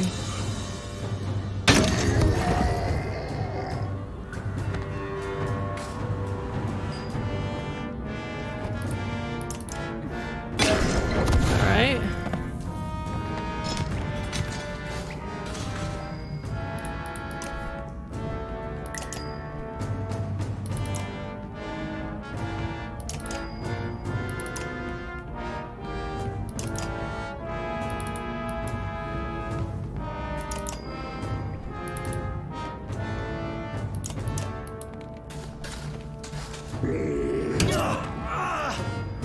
Alright, maybe get the fuck out of there now that you got 1 HP.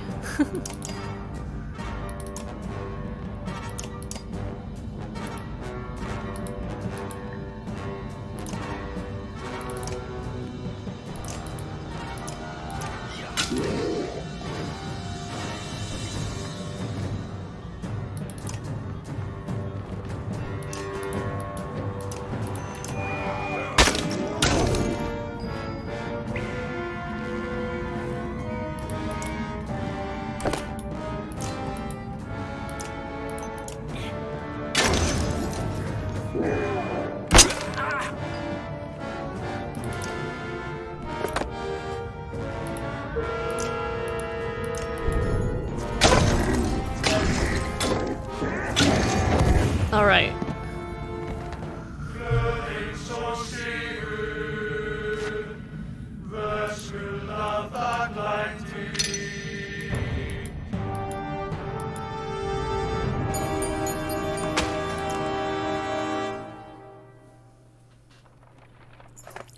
Moments pass while you calm yourself from the fight.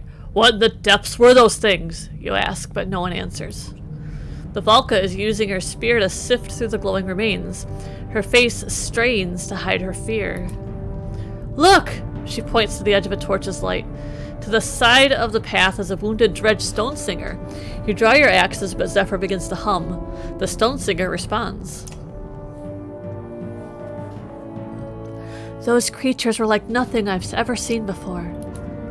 They look like some kind of dredge to me. So does this one. This one is a mender of sorts. You know one of these slag? I know quite a few. Folka gasps and you find yourself growling, but Zephyr ignores the response. She makes a dull noise, almost a hum. The stone singer responds in kind. Oh, that's creepy. He says, greetings, and that he dreamed of you?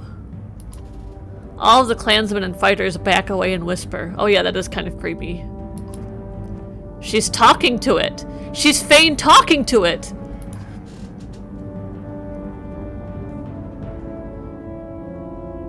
Get away from it, Valka. He is wounded and needs our help. All dredge are not the same. We've killed plenty. Why help this one? He is not attacking. He could have valuable information. He is in pain. The list goes on. Folka pulls you aside and whispers. He might be trying to get close to the cart, trying to free the Sunder at first chance. The Ravens are already questioning what they've signed up for without a dredge among us. You watch the Valka hum back and forth with the stone singer for a moment before noticing the Ravens shaking their heads. If you take that thing with us, we'll lose ravens and clansmen as soon as we clear this cave. You know this. We're not taking the dredge with us. I'm sorry, guys. Absolutely not. We're leaving Volca without that thing. Bolverk, this is a mistake. We need information about the dredge, and he can provide it. I know the dredge have been the enemy for centuries, but this is bigger than the hatred of man, Varl, and dredge. I'm sorry. I said we're leaving. I know Bolverk would not want that thing along, and neither would anybody else. Zephyr scowls and turns to the stone singer one last time, murmuring a noise that is weakly returned. He implied he understands, and asks for a quick death. She glares at you as you pull out Claw and honor the stone singer's last request. Fuck that noise, sorry. Fuck that noise. The Volca stops to weave patterns with her spear. Moments later, she looks even more confused. I cannot determine which path we take now. Volca gets in her face. I'm usually the nice one, Volca, but with those things down here, I'm past nice. You let us down here. Get us out.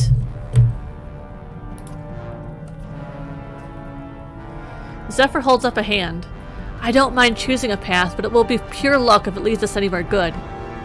She then stares at you. That stone singer may have helped us. Yeah, fuck you, Zephyr.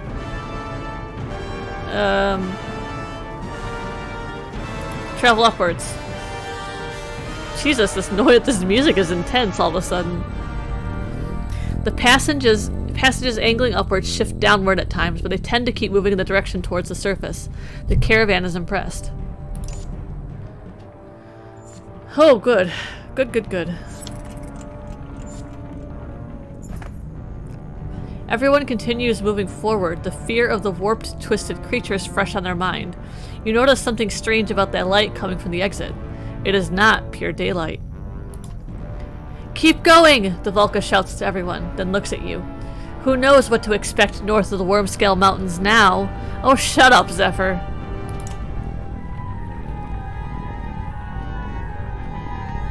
Shut up, Zephyr.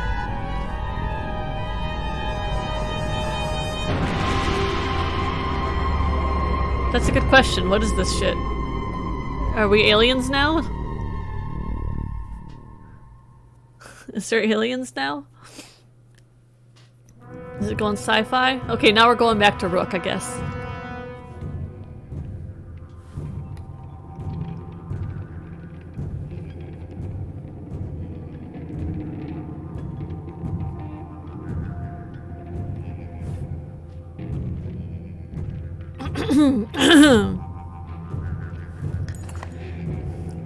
It looks like everyone's almost ready to move out, Ivor says, walking her way. We're about as patched up as we can expect to be out here. If you have any other business to handle before we leave, now's the time. He tosses aside a whittled stick. And I doubt we'll get out of here without talking to that old man again. I think his name is Joser. Seems he's the temporary leader since their governor was killed.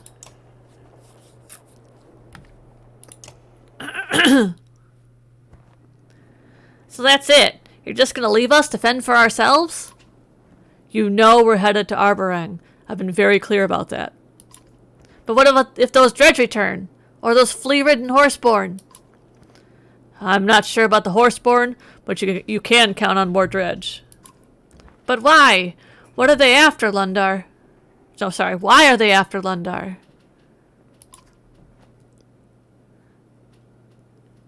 I don't really know. You mean they've been hounding you this whole way and you don't know what they want? What have they ever wanted? To take our land and kill our people? I'm not so sure about that, Hakon.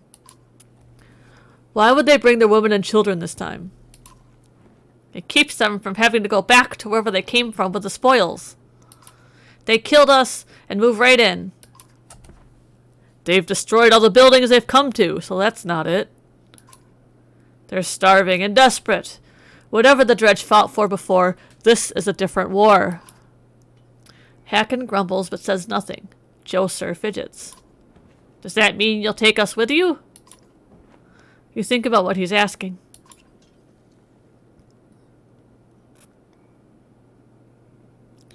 Are you ready to sew your banner into ours? Is that one guy dead? Which one guy? There's been a lot of one guys.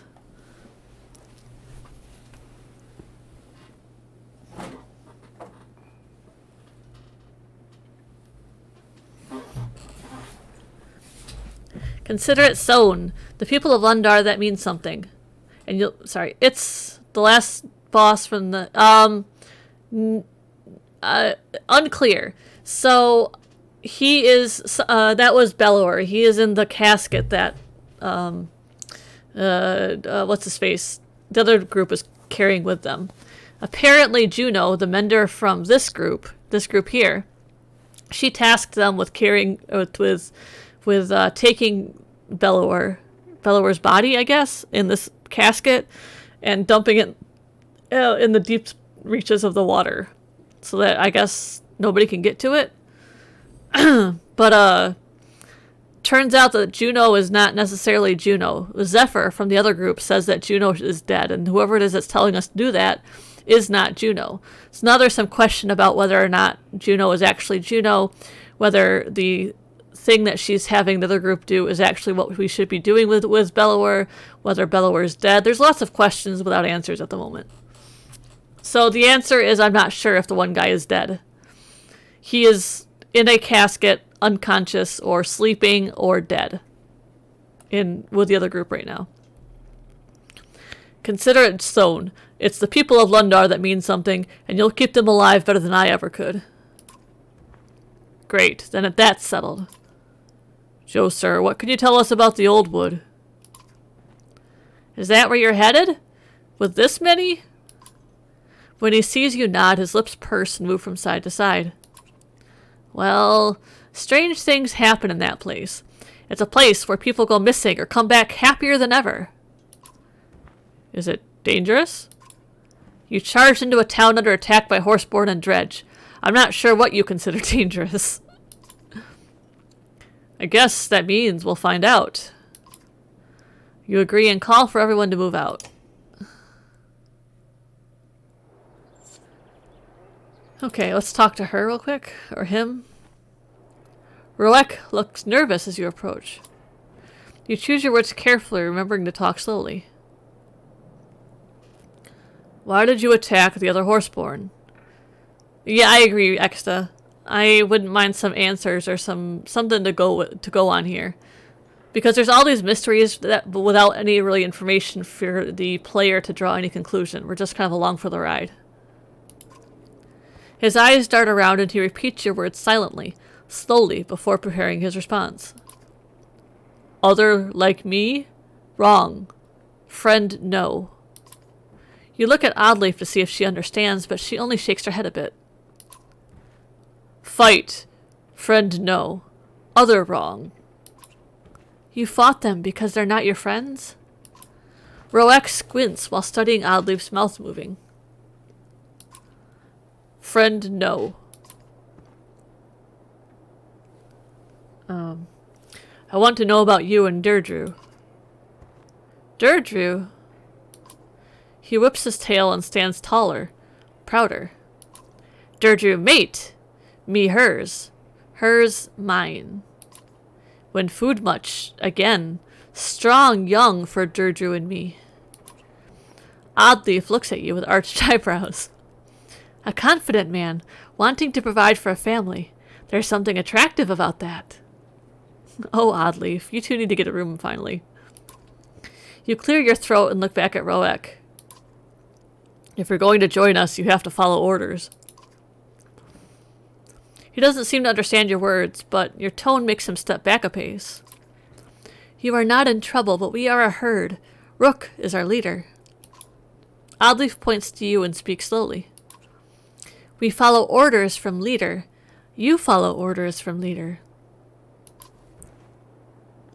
You cannot be sure how much Roek understands, but his jaw clenches and he stands straighter. He snorts and kicks up dirt with a hoof. He doesn't seem to like that, does he? No, but he'll learn to appreciate it. I'm glad I had a chance to talk to you. Roek simply stares at you. Everyone feels awkward at the inability to communicate, so you smile at him. Thank you. Thank. He taps a hoof to the ground a few times before trotting off. My best guess is there are different herds like our clans, but they don't really get along. Maybe this herd attacking Lundar was just a particular enemy? Maybe. She smiles and leaves you to your confusion.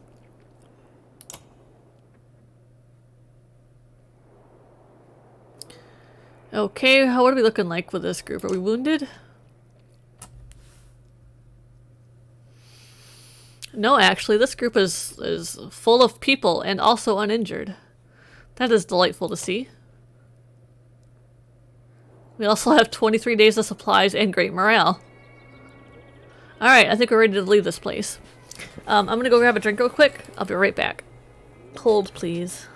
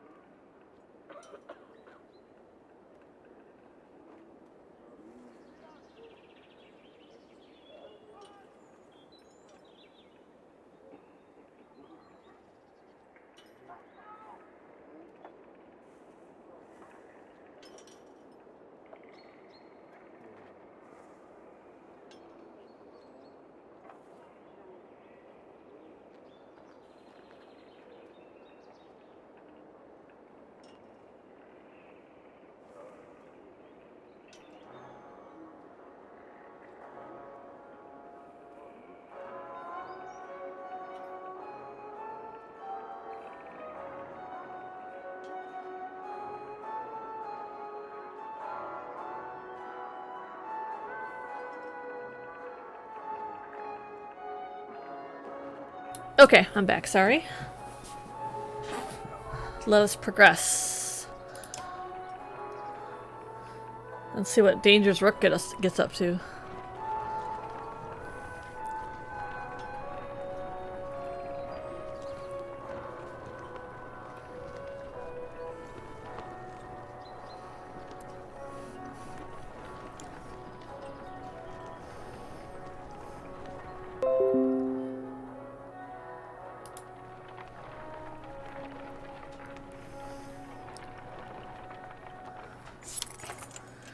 A group of 24 humans, thin and dirty, step off the rough path to let the caravan pass. Please, a young girl says. Anything to eat? Her mother, eyes averted, pulls the girl by the arm to silence her. Why are you all out here? Homes were burned, a man says, coughing. Cowards didn't even show a banner. Now we're just trying to get somewhere safe to start over. You can join us if you'd like. Worried glances are exchanged among the group until a man says, better than us starving out here on our own. They all tend to agree and thank you, joining the rear of the caravan. Alright.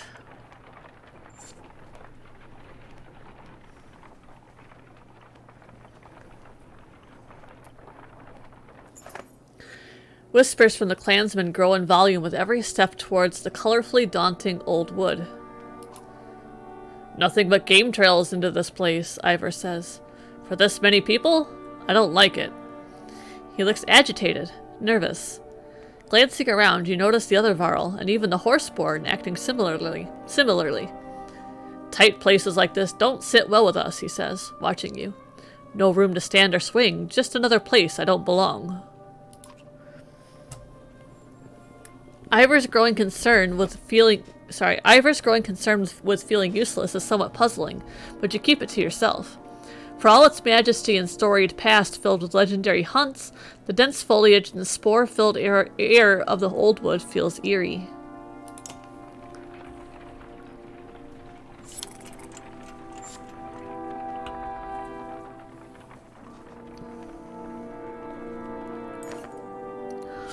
It's those cragsmen! A scout cries out. That's who was tracking us. The woman is limping, a rough-hewn arrow jutting from her leg. Horns blow from the front and back of the caravan. 2 attacks at once. Hakon's shieldmaster, Moger, overhears this and says, "Wolves of the north hunt like this. You just pull in and protect all sides until they make a mistake. Then you make it costly for them." He shrugs. You move a bit slower, though.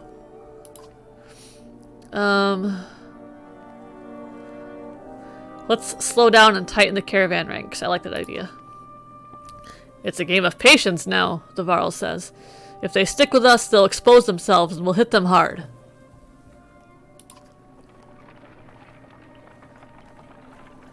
Okay.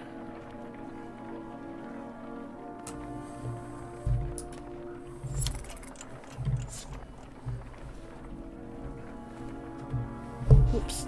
Sorry, my microphone cord is all jacked up at the moment. The caravan comes to a halt. In front of you stands a single cragsman. "We've watched you. You figured that, right?" he says. Every clansman is wide-eyed and looking around for an attack.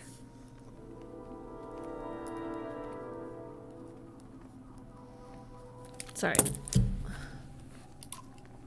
"Well done," the cragsman says. "You listen to your scouts and know how to defend yourself." He claps a few times. "A good number of fighters are with me. We'd like to join you, right? Wherever you're going is better than returning home for us." Oh, I don't like this idea at all.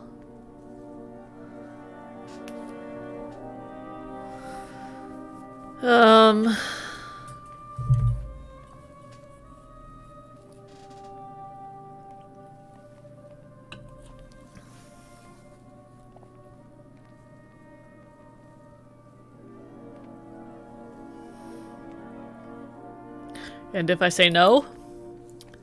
"Don't do that," he says plainly. I don't like this at all. He sounds too shifty.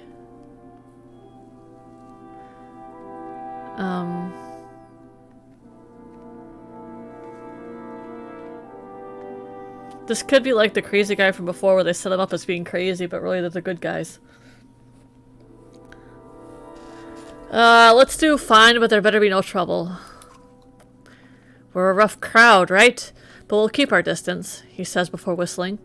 Cragsmen appear all around you, each carrying food and weapons. They nod to you as they fall in line. I have a feeling that's going to come back to bite me, though. A sudden rumble underfoot is strong enough to make you grab the side of a cart for balance. After it ends, you notice a young girl crying when her brother puts an arm around her. "That's just the way it is around here," he says. "Nothing to cry about." Oddleif looks concerned. "I'm not sure if that's the right attitude or not," she says. "It keeps them from being worried all the time, but it keeps them from being cautious, too."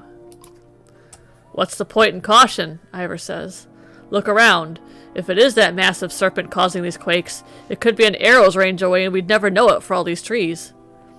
His words do little to quash the acrid dread in your gut.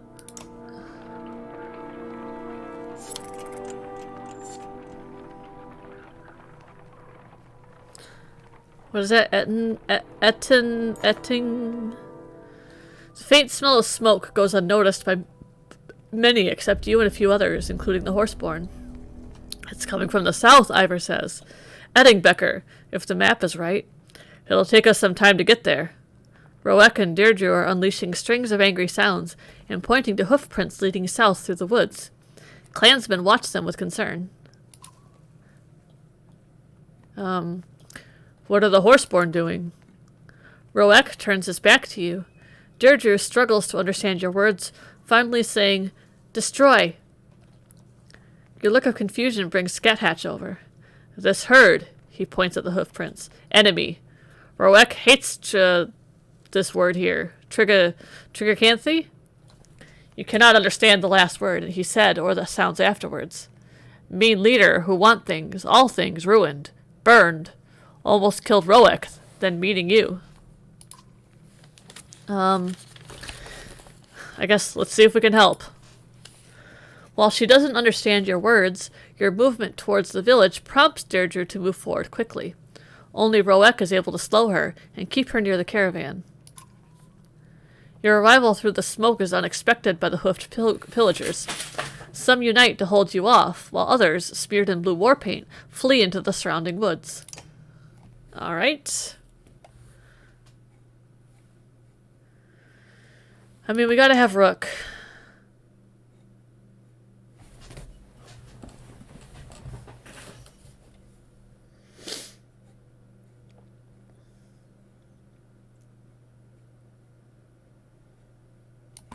Hacken. And Moger. Nobody is level 7 yet. We'll give this to Rook. Oh, he's already got something. That's right. They all have something.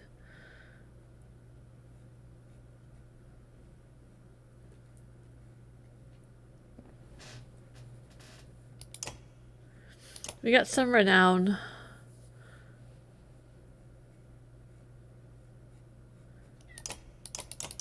Let's save it for now.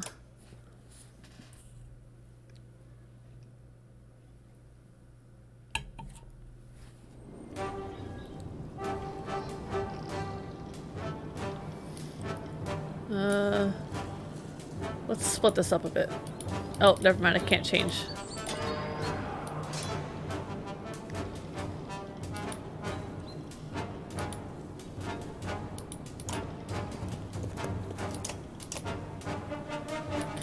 Well, that's a big horse.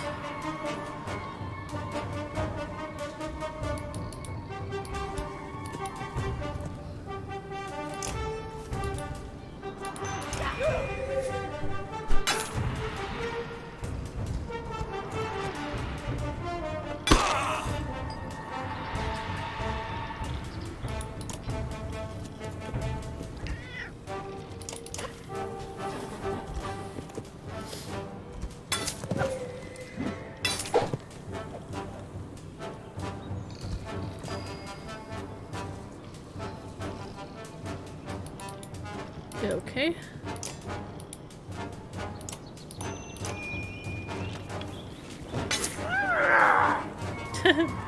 Nay!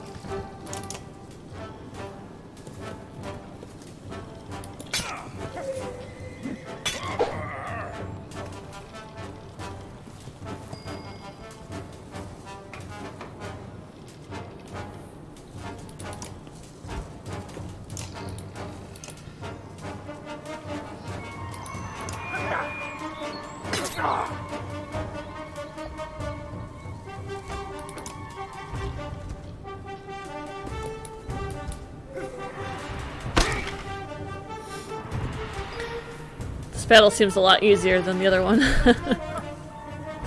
Woof! That is a huge horse. A huge angry horse.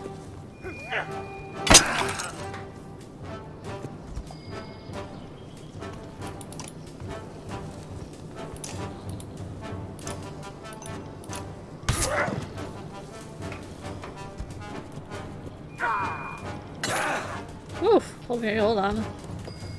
Come on, leave Rook alone.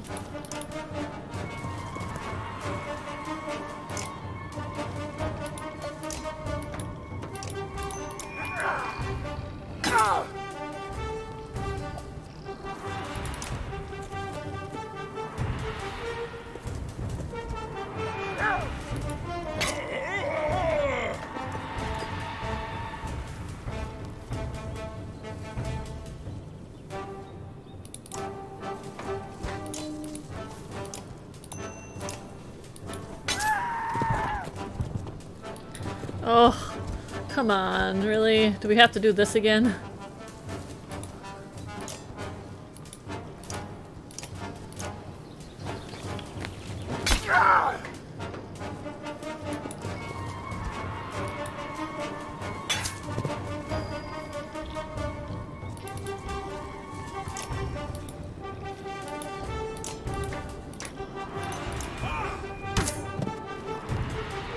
Can we not just have a straight up fight without having reinforcements and shit?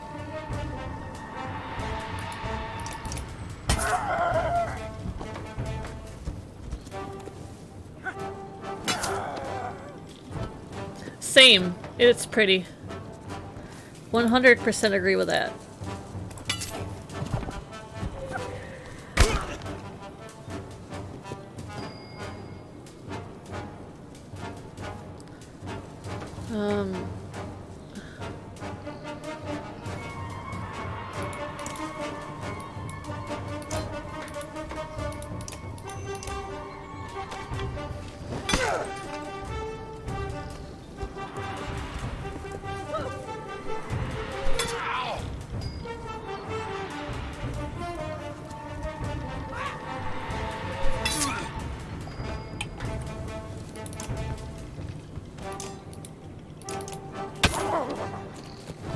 Oh, come on! Stop with the reinforcements!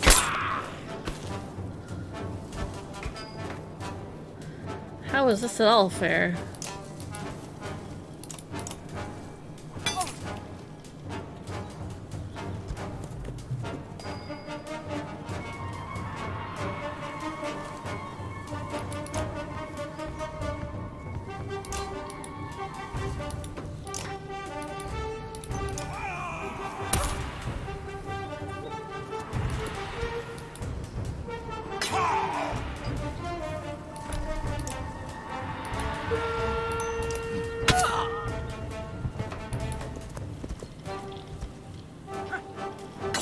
This dude's like running around one-shotting people.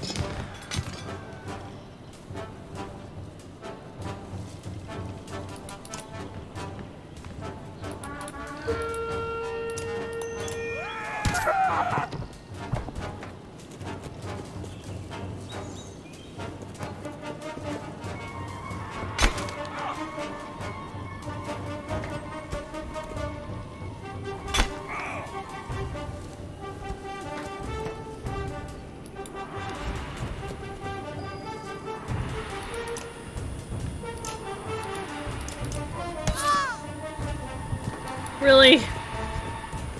Maybe you gotta focus on this guy. These battles with, like, gimmicks to them really kind of piss me off.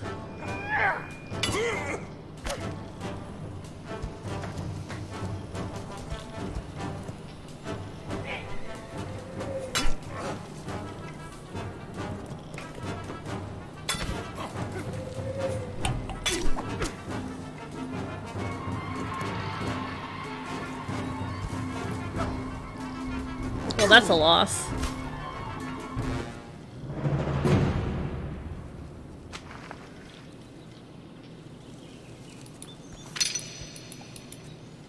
Oh, was that like I was supposed to lose? We didn't get the game over screen.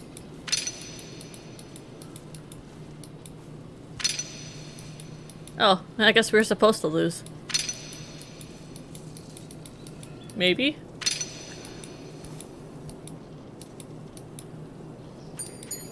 And we got renown. I mean, promising.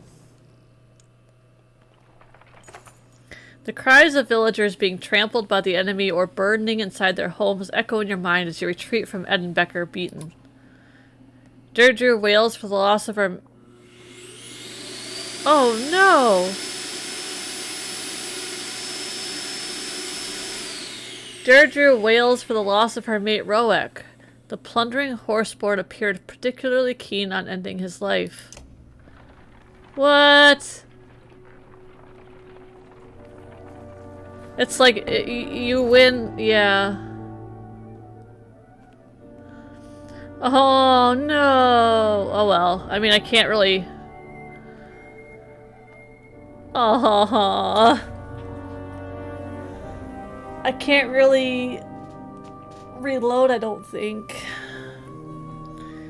I guess I gotta just kind of roll with it, right? The point of my playthrough is just to roll with it. Since your defeat in Edinbecker, you cannot get clear of the smell of smoke. Your frequent glances around reveal nothing but the thick and colorful foliage of the old wood, but soon shouts of fire cannot be denied. The burning of Edinbecker is spreading.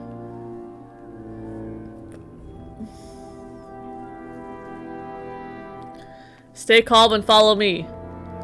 You take pride in how responsive the caravan is to your leadership. Relying on everyone to tell you if the smoke is getting thicker in certain directions, you manage to keep most everyone moving safely through the woods until the fire dies away. Damn. Oh great, this guy. The governor and his guard stare at you from across a charred and fallen tree. Makes you wonder, doesn't it? You wonder if saving Entenbecker would have stopped this fire. Drop it, Roga. Of course! We're just supposed to cope with the results of your choices, not talk about them. Oh my god, can we just, like, get rid of this guy? Where were you when we were fighting off the Horseborn, right? You were not there fighting. Clansmen start mumbling, and you're not certain they're on your side. I'll let it go today, Rook, but someday all these people won't. You turn your back on him and get to the head of the caravan. Fuck this guy in particular.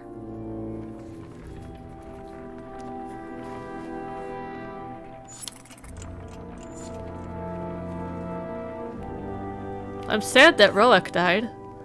You notice the colored specks in the air are especially thick in this area when the caravan ahead of you suddenly stops. They are watching a man who is staring at a flower and crying. It's just so perfect, he says. I paint and carve runes, but this flower is what I've waited for my whole life. The spectators are now nodding with tears in their eyes. You are not sure what to do. This seems like a trap of some sort. Why is it perfect? You wouldn't understand, he says. Colors have meaning and the light is just... it's perfect. The others agree and seem offended by your question. Keep moving? Keep moving. But my life is in this flower, the man says. The others are crying loudly now. Hacken walks by, takes in the scene, and shakes his head before walking off. Fine, but we're leaving, you say. Several people stay behind with the man, but the others pull themselves away and rejoin the caravan. You are not sure what to make of the whole situation. Jeez, alright.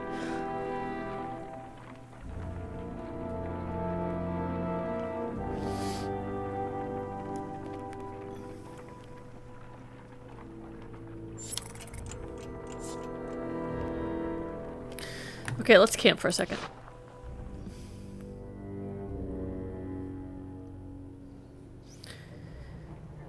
We have wounded people. Many wounded people. 2, 3 days?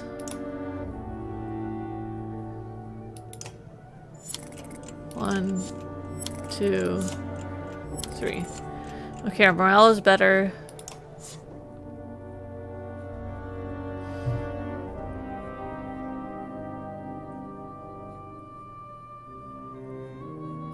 I'll wait for the next fight before I spend my renown.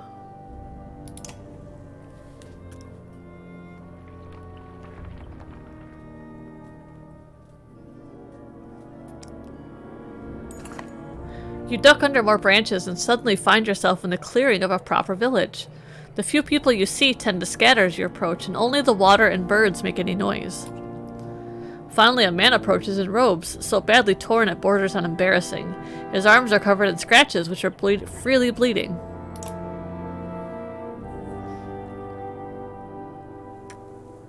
Wow. Welcome, friends! We don't get many visitors here, but welcome! Welcome! Is everything alright here? Yes, everything is fine. I don't like this purple, like, pollen stuff in the air. An awkward silence hangs in the air. Fine, I'll say it. You look like you fought a bear and lost. Oh, do you normally insult those who offer you a place to rest? Yeah, I agree, Excess. Something is up. What happened to you? Daily chores. The woods keep us busy and are unforgiving if you're not paying attention. So it was a beast. Brambles. Ivor gives you a skeptical look, but says nothing. Please, make yourselves at home. We have good food and strong drink, enough for everyone. The man begins walking away. Wait, what's your name? He smiles again. We have no names here. We simply are. Oh, jeez. With that, he shuffles away around a building. This sounds sketchy.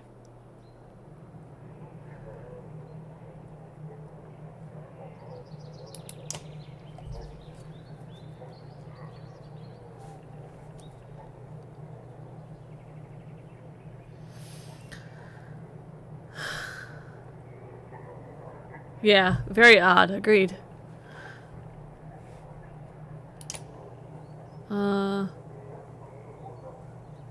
Do we just go? There's like no talking points. Let's rest for a day and see what happens. Try as you might, you cannot sleep. Is it the sounds of the old wood? You sit up and find an older woman peering in through the window of your room. She begins cawing loudly like a crow before disappearing. Let's leave. This seems sketchy.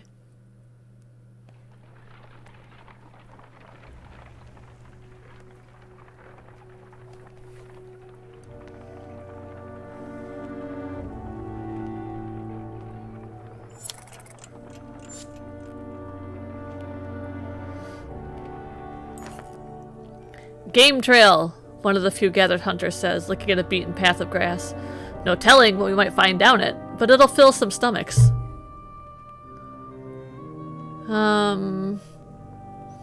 Make a wager for who brings back the biggest kill. Everyone in the group starts smiling and tossing coins in a purse before heading down the trail. When it branches, 2 hunters sprint left and 3 think the center trail looked promising.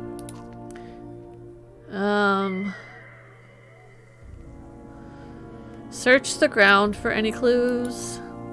The other hunters took paths with cloven hoof tracks. There is a chance you could kill the largest hog among them. To the right are rabbit tracks, and possibly something much bigger, but it's hard to tell. Let's go right. On your own? Nah. Let's go down to the left. The 2 hunters who came this way are working together to take down a large boar. They handle the dangerous beast deftly with a few arrows and a spear. Though you could keep looking, besting their kill by yourself could prove fatal. The other hunters are late in returning, and 2 of them are helping the third. The man's leg is bleeding, but it will heal. Didn't see the other male coming, one hunter says. Just glad we got all clear. The 2 hunters split the winnings and drinks are shared while the injured man's leg is mended. Later, the entire caravan enjoys the stories of the hunt while feasting. Okay, yay morale.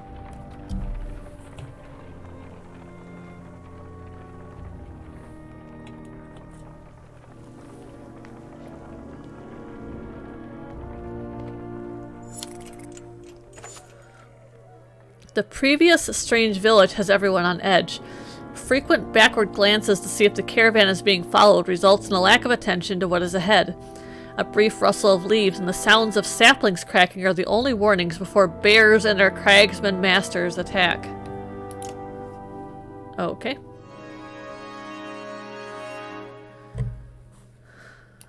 Get Ivor in here. Now we can get some levels.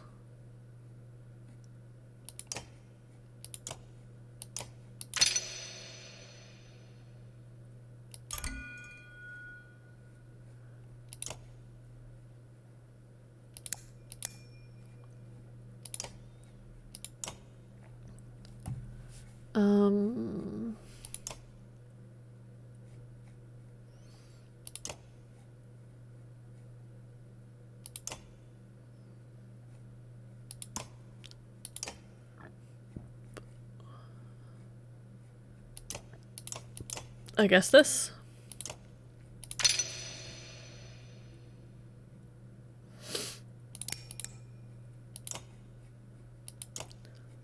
Okay.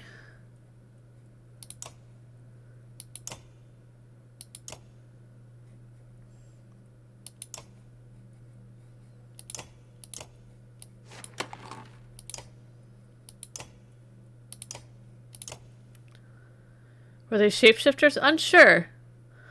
Not sure. That was weird. Very weird. Oh, and I still can't change my people.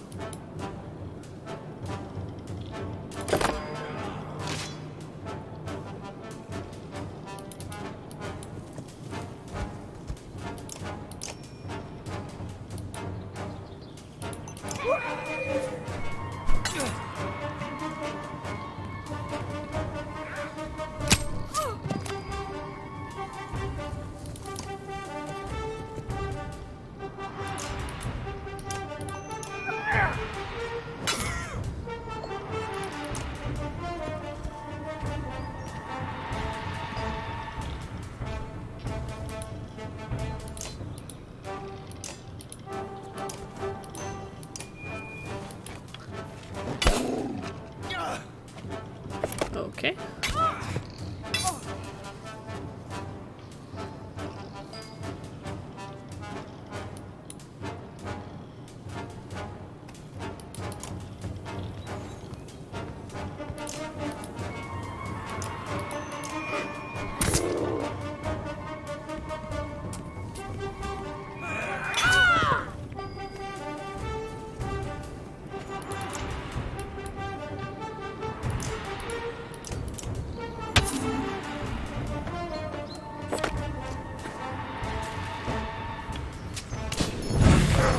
Well, that's not fair.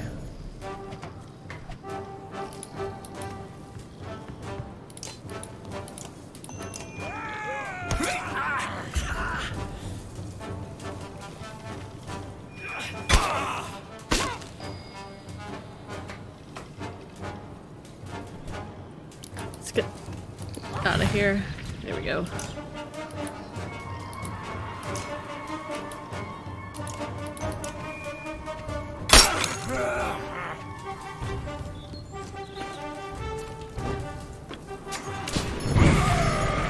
Oh, come on, really?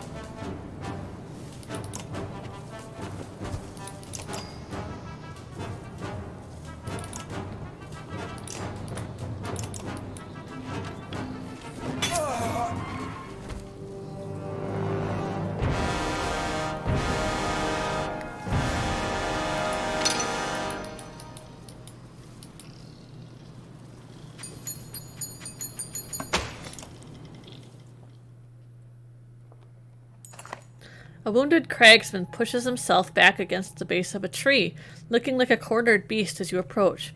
"We was just trying to feed ourselves," he says. "Bogs are all cracked and drained. Man can't find a new place to live without..." He lunges for you with a crude blade, but oddly pierces him with an arrow, and Ivor finishes him with a quick swing of his axe. You thank them, and everyone moves on. Alright. Geirröðr's godstone is in the shadows ahead. His guidance would be a welcome gift. In here?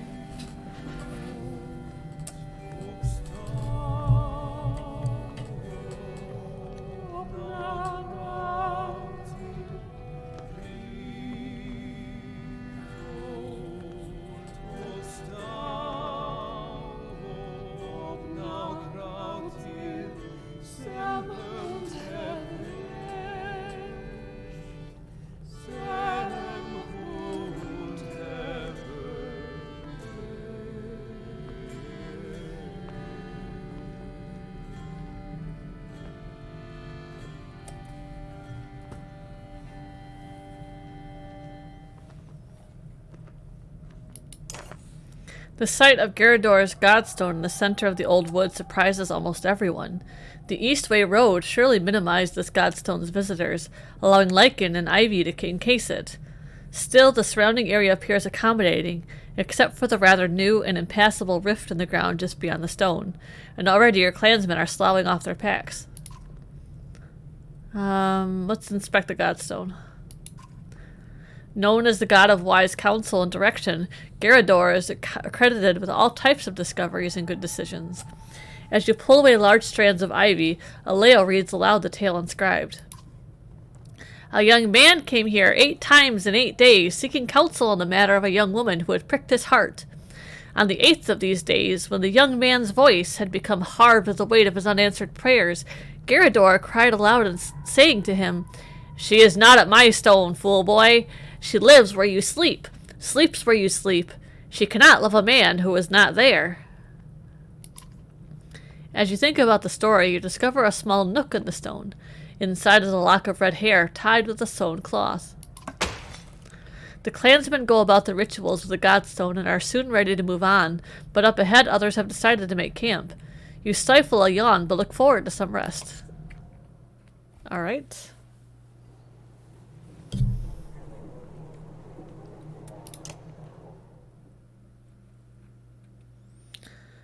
We got 1 day of injuries, so we can go ahead and rest once.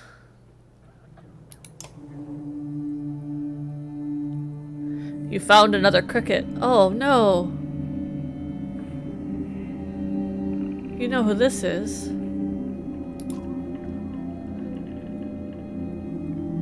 Oh, Alette. How did I know? Because you always brought me crickets as a little girl.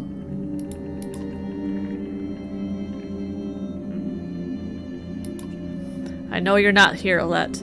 I'm dreaming, but I want so badly for it to be real.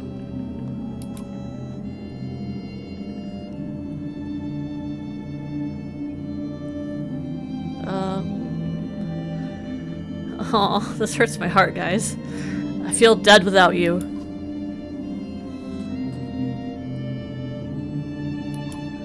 I've tried to forget you, to move on, but you were my reason for living.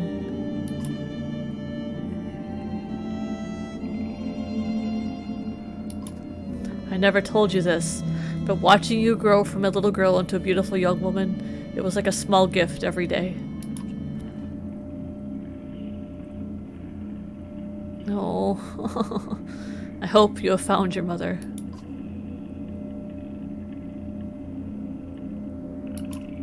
I used to feel her smiling at us when you would dance in the summer sun.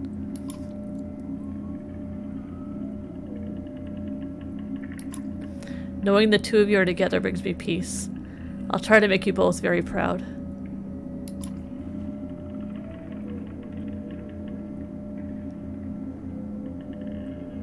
I must let you go to do what they need of me. The vision of Alette's face changes to one of concern before a deep rumble pulls you from your dream. Oh wow. Oh wow.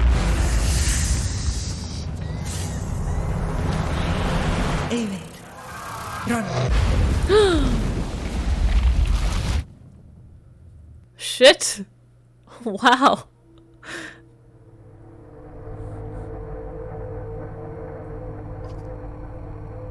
I've been here before, but not like this. I'm not gonna try that one. An ancient tongue. I know the language. How is it you remain alive while inside me? I'm no longer sure I can die. Troublesome.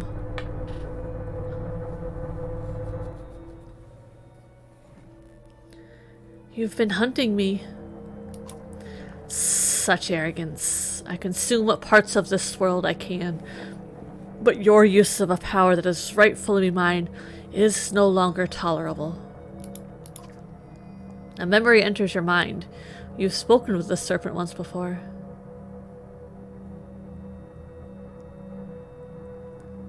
You should not be here, so nothing is yours. False.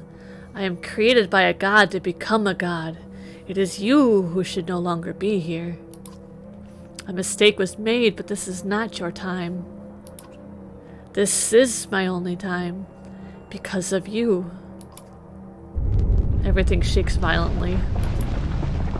Have I become so pathetic I cannot even consume you? Why must you consume me? I know of no other way.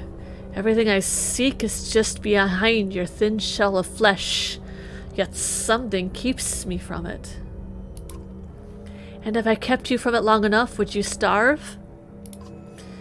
Bringing gods back to life would be easier. You must have a weakness. And so must you. The others with me will find a way to stop you. The space shudders again. The others? Could they be your end as well? But you can control them all. You blink, and the serpent catches your hesitation. So there is one you cannot control. He would be my salvation, but... Another shudder. I feel it too. We are both dying. No satisfaction in mutual destruction. Impatience has undone me. Frustrating to learn a solution too late. The space shakes horribly one last time. Sure. Some words. The serpent hisses just before a flashing light. A terrible pain rips through you both. The two of you shriek simultaneously, and your vision dims.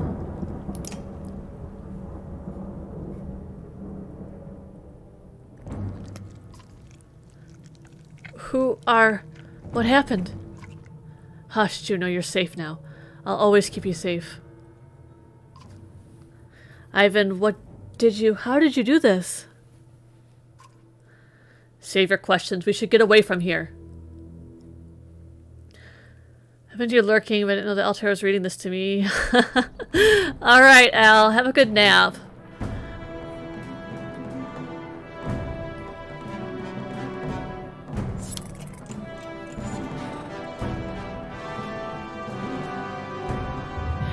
Oh shit, guys. That's kind of ominous.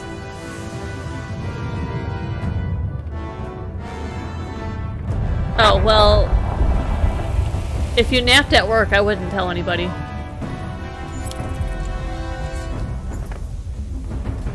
Several humans and a few Varl wander out of the old wood to rejoin. Almost all look dazed, moving by rote rather than purpose.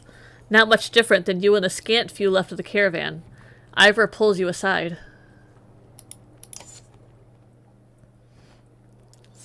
Look at us, Rook. There's not much to look at. Maybe that's what you mean. I couldn't do a damn thing to help. You have never seen the Varl like this. We all scattered like roaches. I don't know if all the ones missing are dead or just lost. I couldn't tell if we were chasing that serpent or trying to get away from it. And the way Ivan threw lightning at it. Never seen anything like it, and I've lived a long damn time. He must have wounded that thing 100 times before it stopped, then blasted open its side to save her. I can't tell if you like what he did or not. What's me liking it or not having... let me repeat that. What's me liking it or not have to do with anything? He did what he did because he had to. You and me have been in the same situation before, would probably do something similar. You both look towards Juno and Ivan. I don't know the first thing about spell weavers, but I get the feeling he's not an ordinary mender. And a Valka being swallowed by a serpent and cut out with lightning? It sounds like one of Aleo's tales. How did she live through that? I don't know how any of us... He looks around. I guess not many of us did live through it. The silence that follows becomes an unavoidable presence.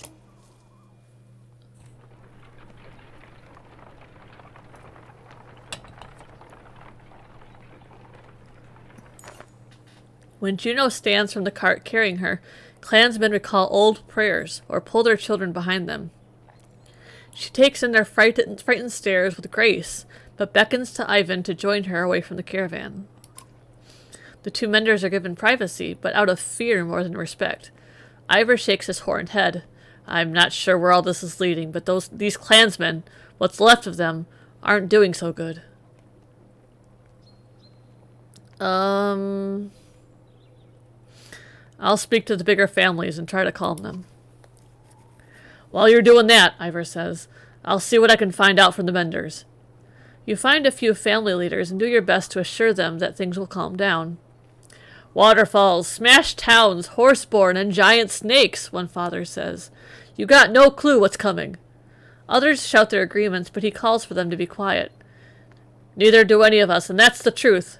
So we stick to your banner. The others lose the fight in their eyes and nod. I mean, that wasn't much of a speech, but we did it.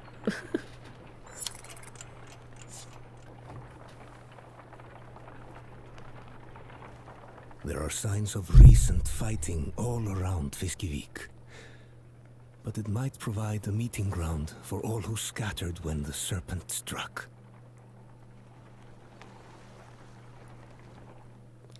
Fiskivik. Days have passed since Ivan pulled Juno from the serpent. Though the menders are mostly back to their normal selves, the clansmen continue to keep their distance. I'm not sure I'm still cut out for this. We've lost a lot of people. You can't prepare for giant snake busting up your camp. But these people depend on me. I gave them my oath we would get to Arborang. Then keep going. From the moment you left Skogar, you knew everyone wouldn't make it, but the rest of you can. Besides, what else can you do? You'll stay alive, and as long as you do, these people are going to follow you. You keep saying you instead of we. Are you trying to tell me something? The giant Varl sighs. Juno and Ivan, they want me to join them. No, Ivor! No, you cannot go with them! What? Join them where? They haven't filled me in on most of the plans, but they said I'm needed, and that we're leaving the caravan. Ivor, no! He's a good fighter.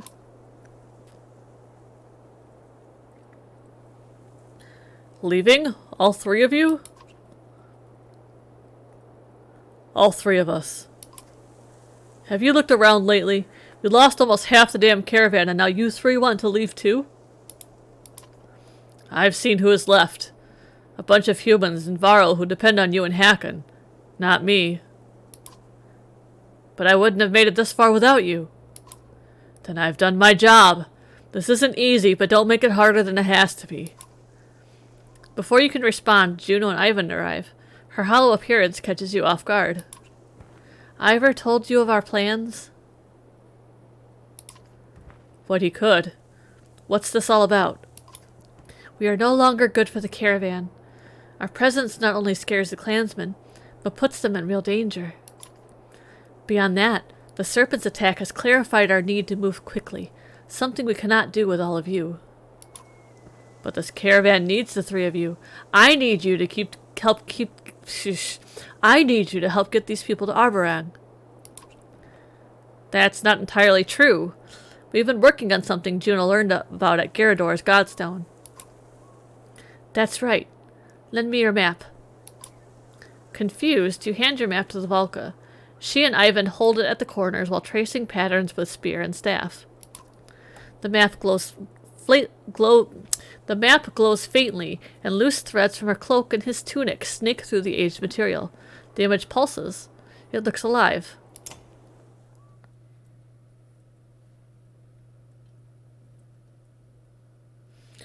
Ivar's been with us since the beginning, guys. This kind of hurts.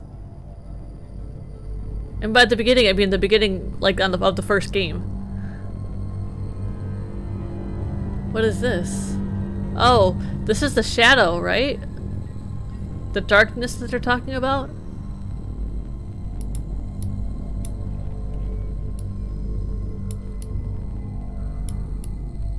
That looks ominous.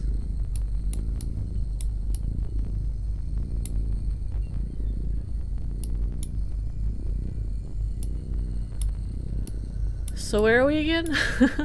We're here. Ivar's group, or the other group, they're like here. So I wonder if that like black bubble thing they saw was this, the darkness. The gods may be dead, but a few of their secrets remain. I've spoken about a darkness enshrouding the land, and now you bear witness to it on your map. The sky will soon reflect the truths shown here. Even the chasms opening across the land are displayed, but your path to Arborang is clear. Speed will be your ally now. With so few, you should be able to outpace whatever comes your way.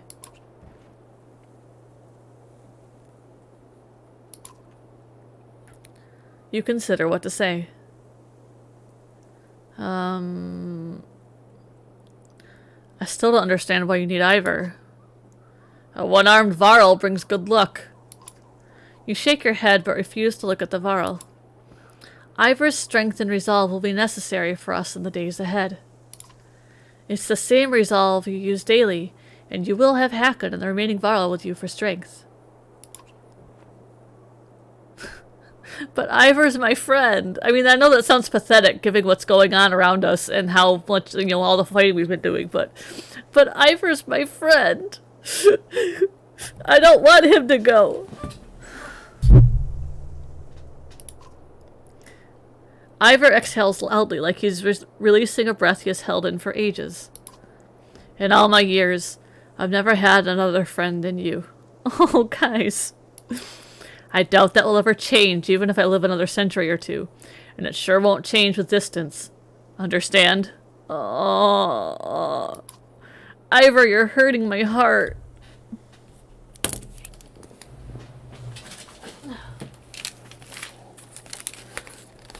No words come to mind, so you simply nod. You and the rest of the caravan are needed in Arborang. What will assault you there will require every bit of your wits and strength to survive.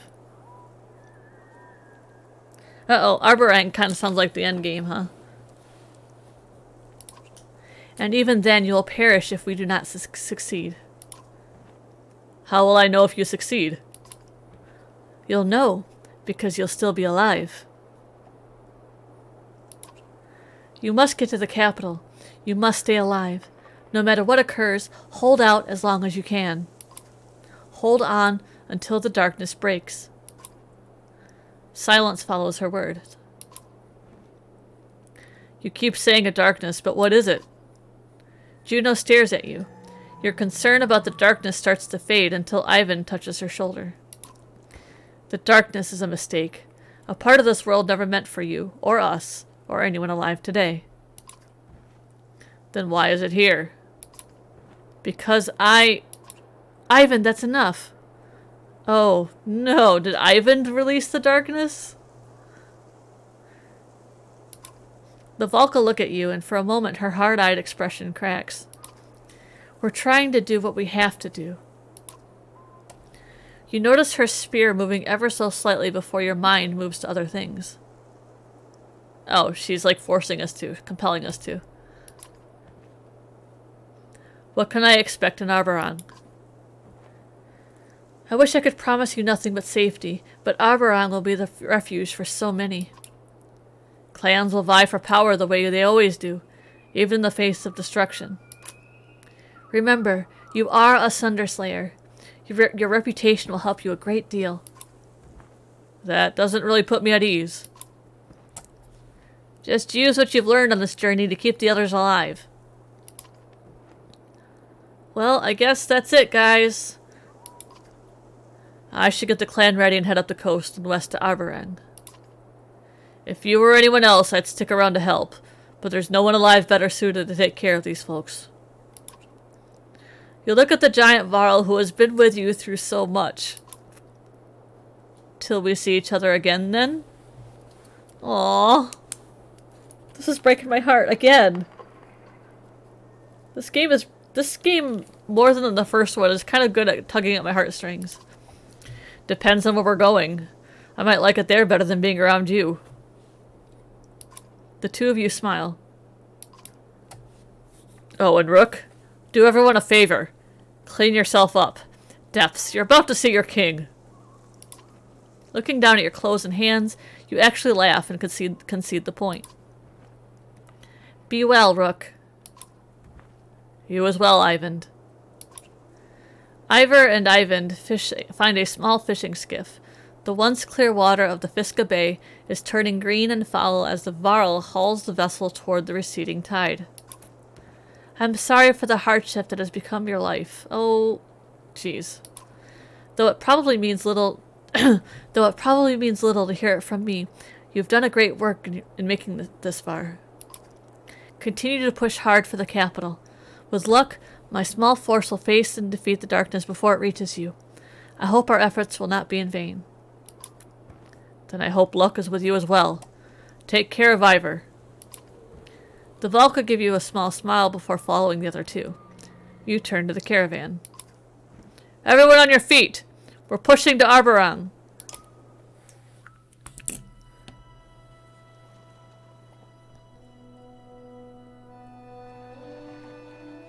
Aww.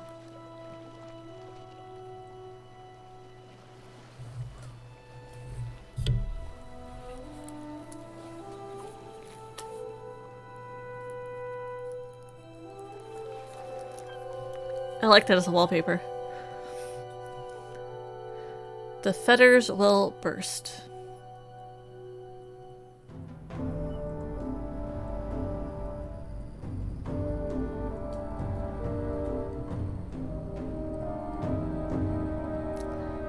Well, that was a quick check-in with Rook, wasn't it?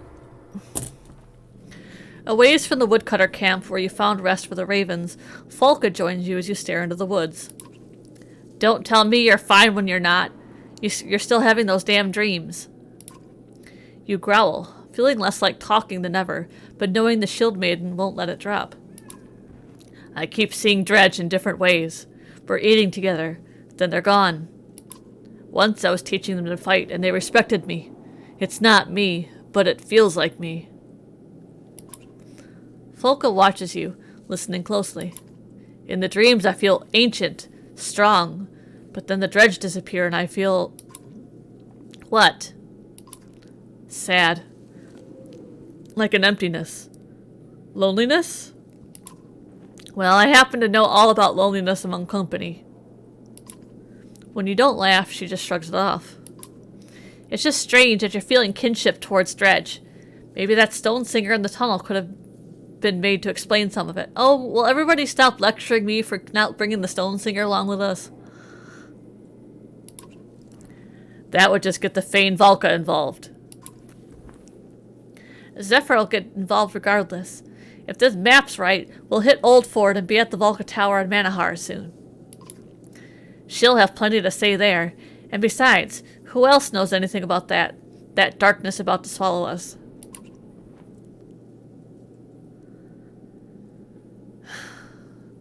Let's just finish the job of getting this cart to Manahar. In other words, you're done talking about your dreams and feelings. You hold up your hand, sensing something amiss. Folka and you both scan the trees. There! You point to an archer loosing her arrow and dodge it, roaring a battle cry.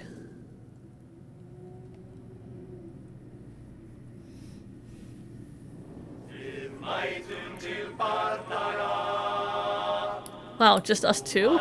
Where's the rest of my crew? Give us your food and your weapons! You're trying to rob us? They won't live to learn their mistake.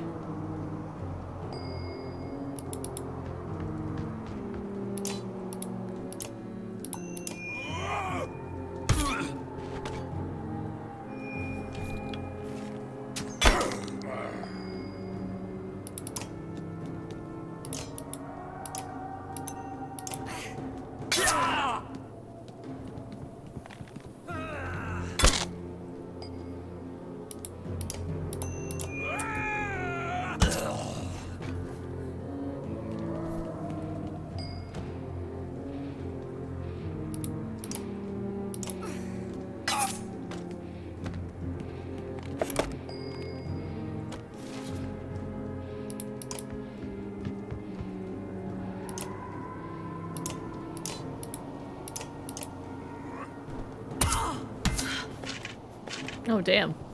She just went to town on both of those.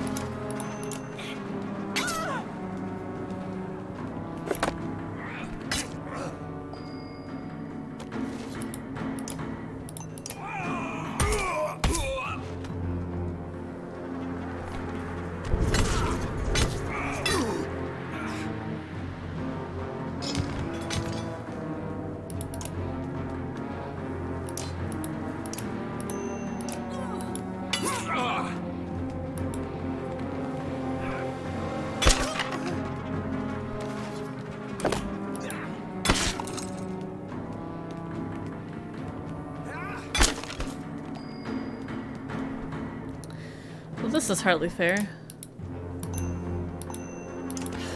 I mean, I think we're still gonna win, but still.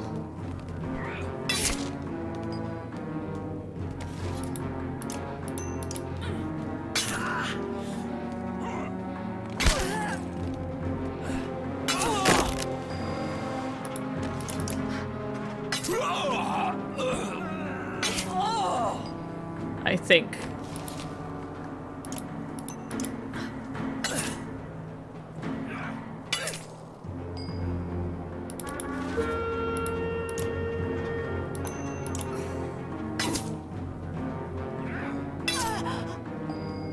Should. Okay, there we go.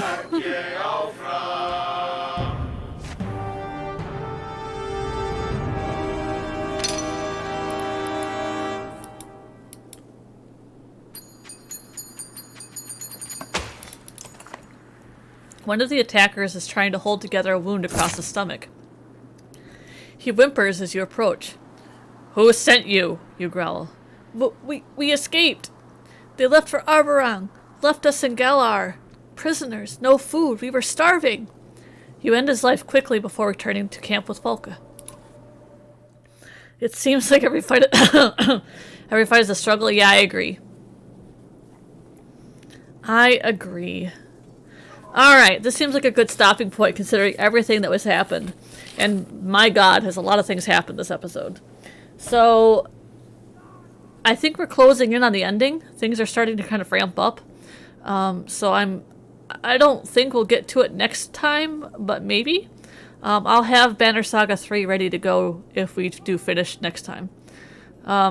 Just as a heads up, I will not be streaming tomorrow.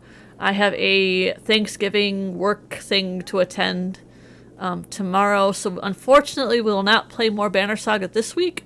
And then next week, Thursday and Friday, I will also not be streaming because of U.S. Thanksgiving. So, all that said, the Banner Saga we will pick up again in, not next week, but the following week to find out where the fuck all this is headed. In the meantime, I will be streaming Final Fantasy Saturday and Sunday, both this weekend and next weekend morning. So you can get your fix then. Otherwise, Banner Saga, not next week, but the following week. In the meantime, I hope you guys have a great day. If I don't see you before we play Banner Saga again, have a great Thanksgiving if you are in the U.S. If not, have a great week. Hope everything goes well for you. And I will see you guys when I see you guys. Alright? Take care, guys. Later!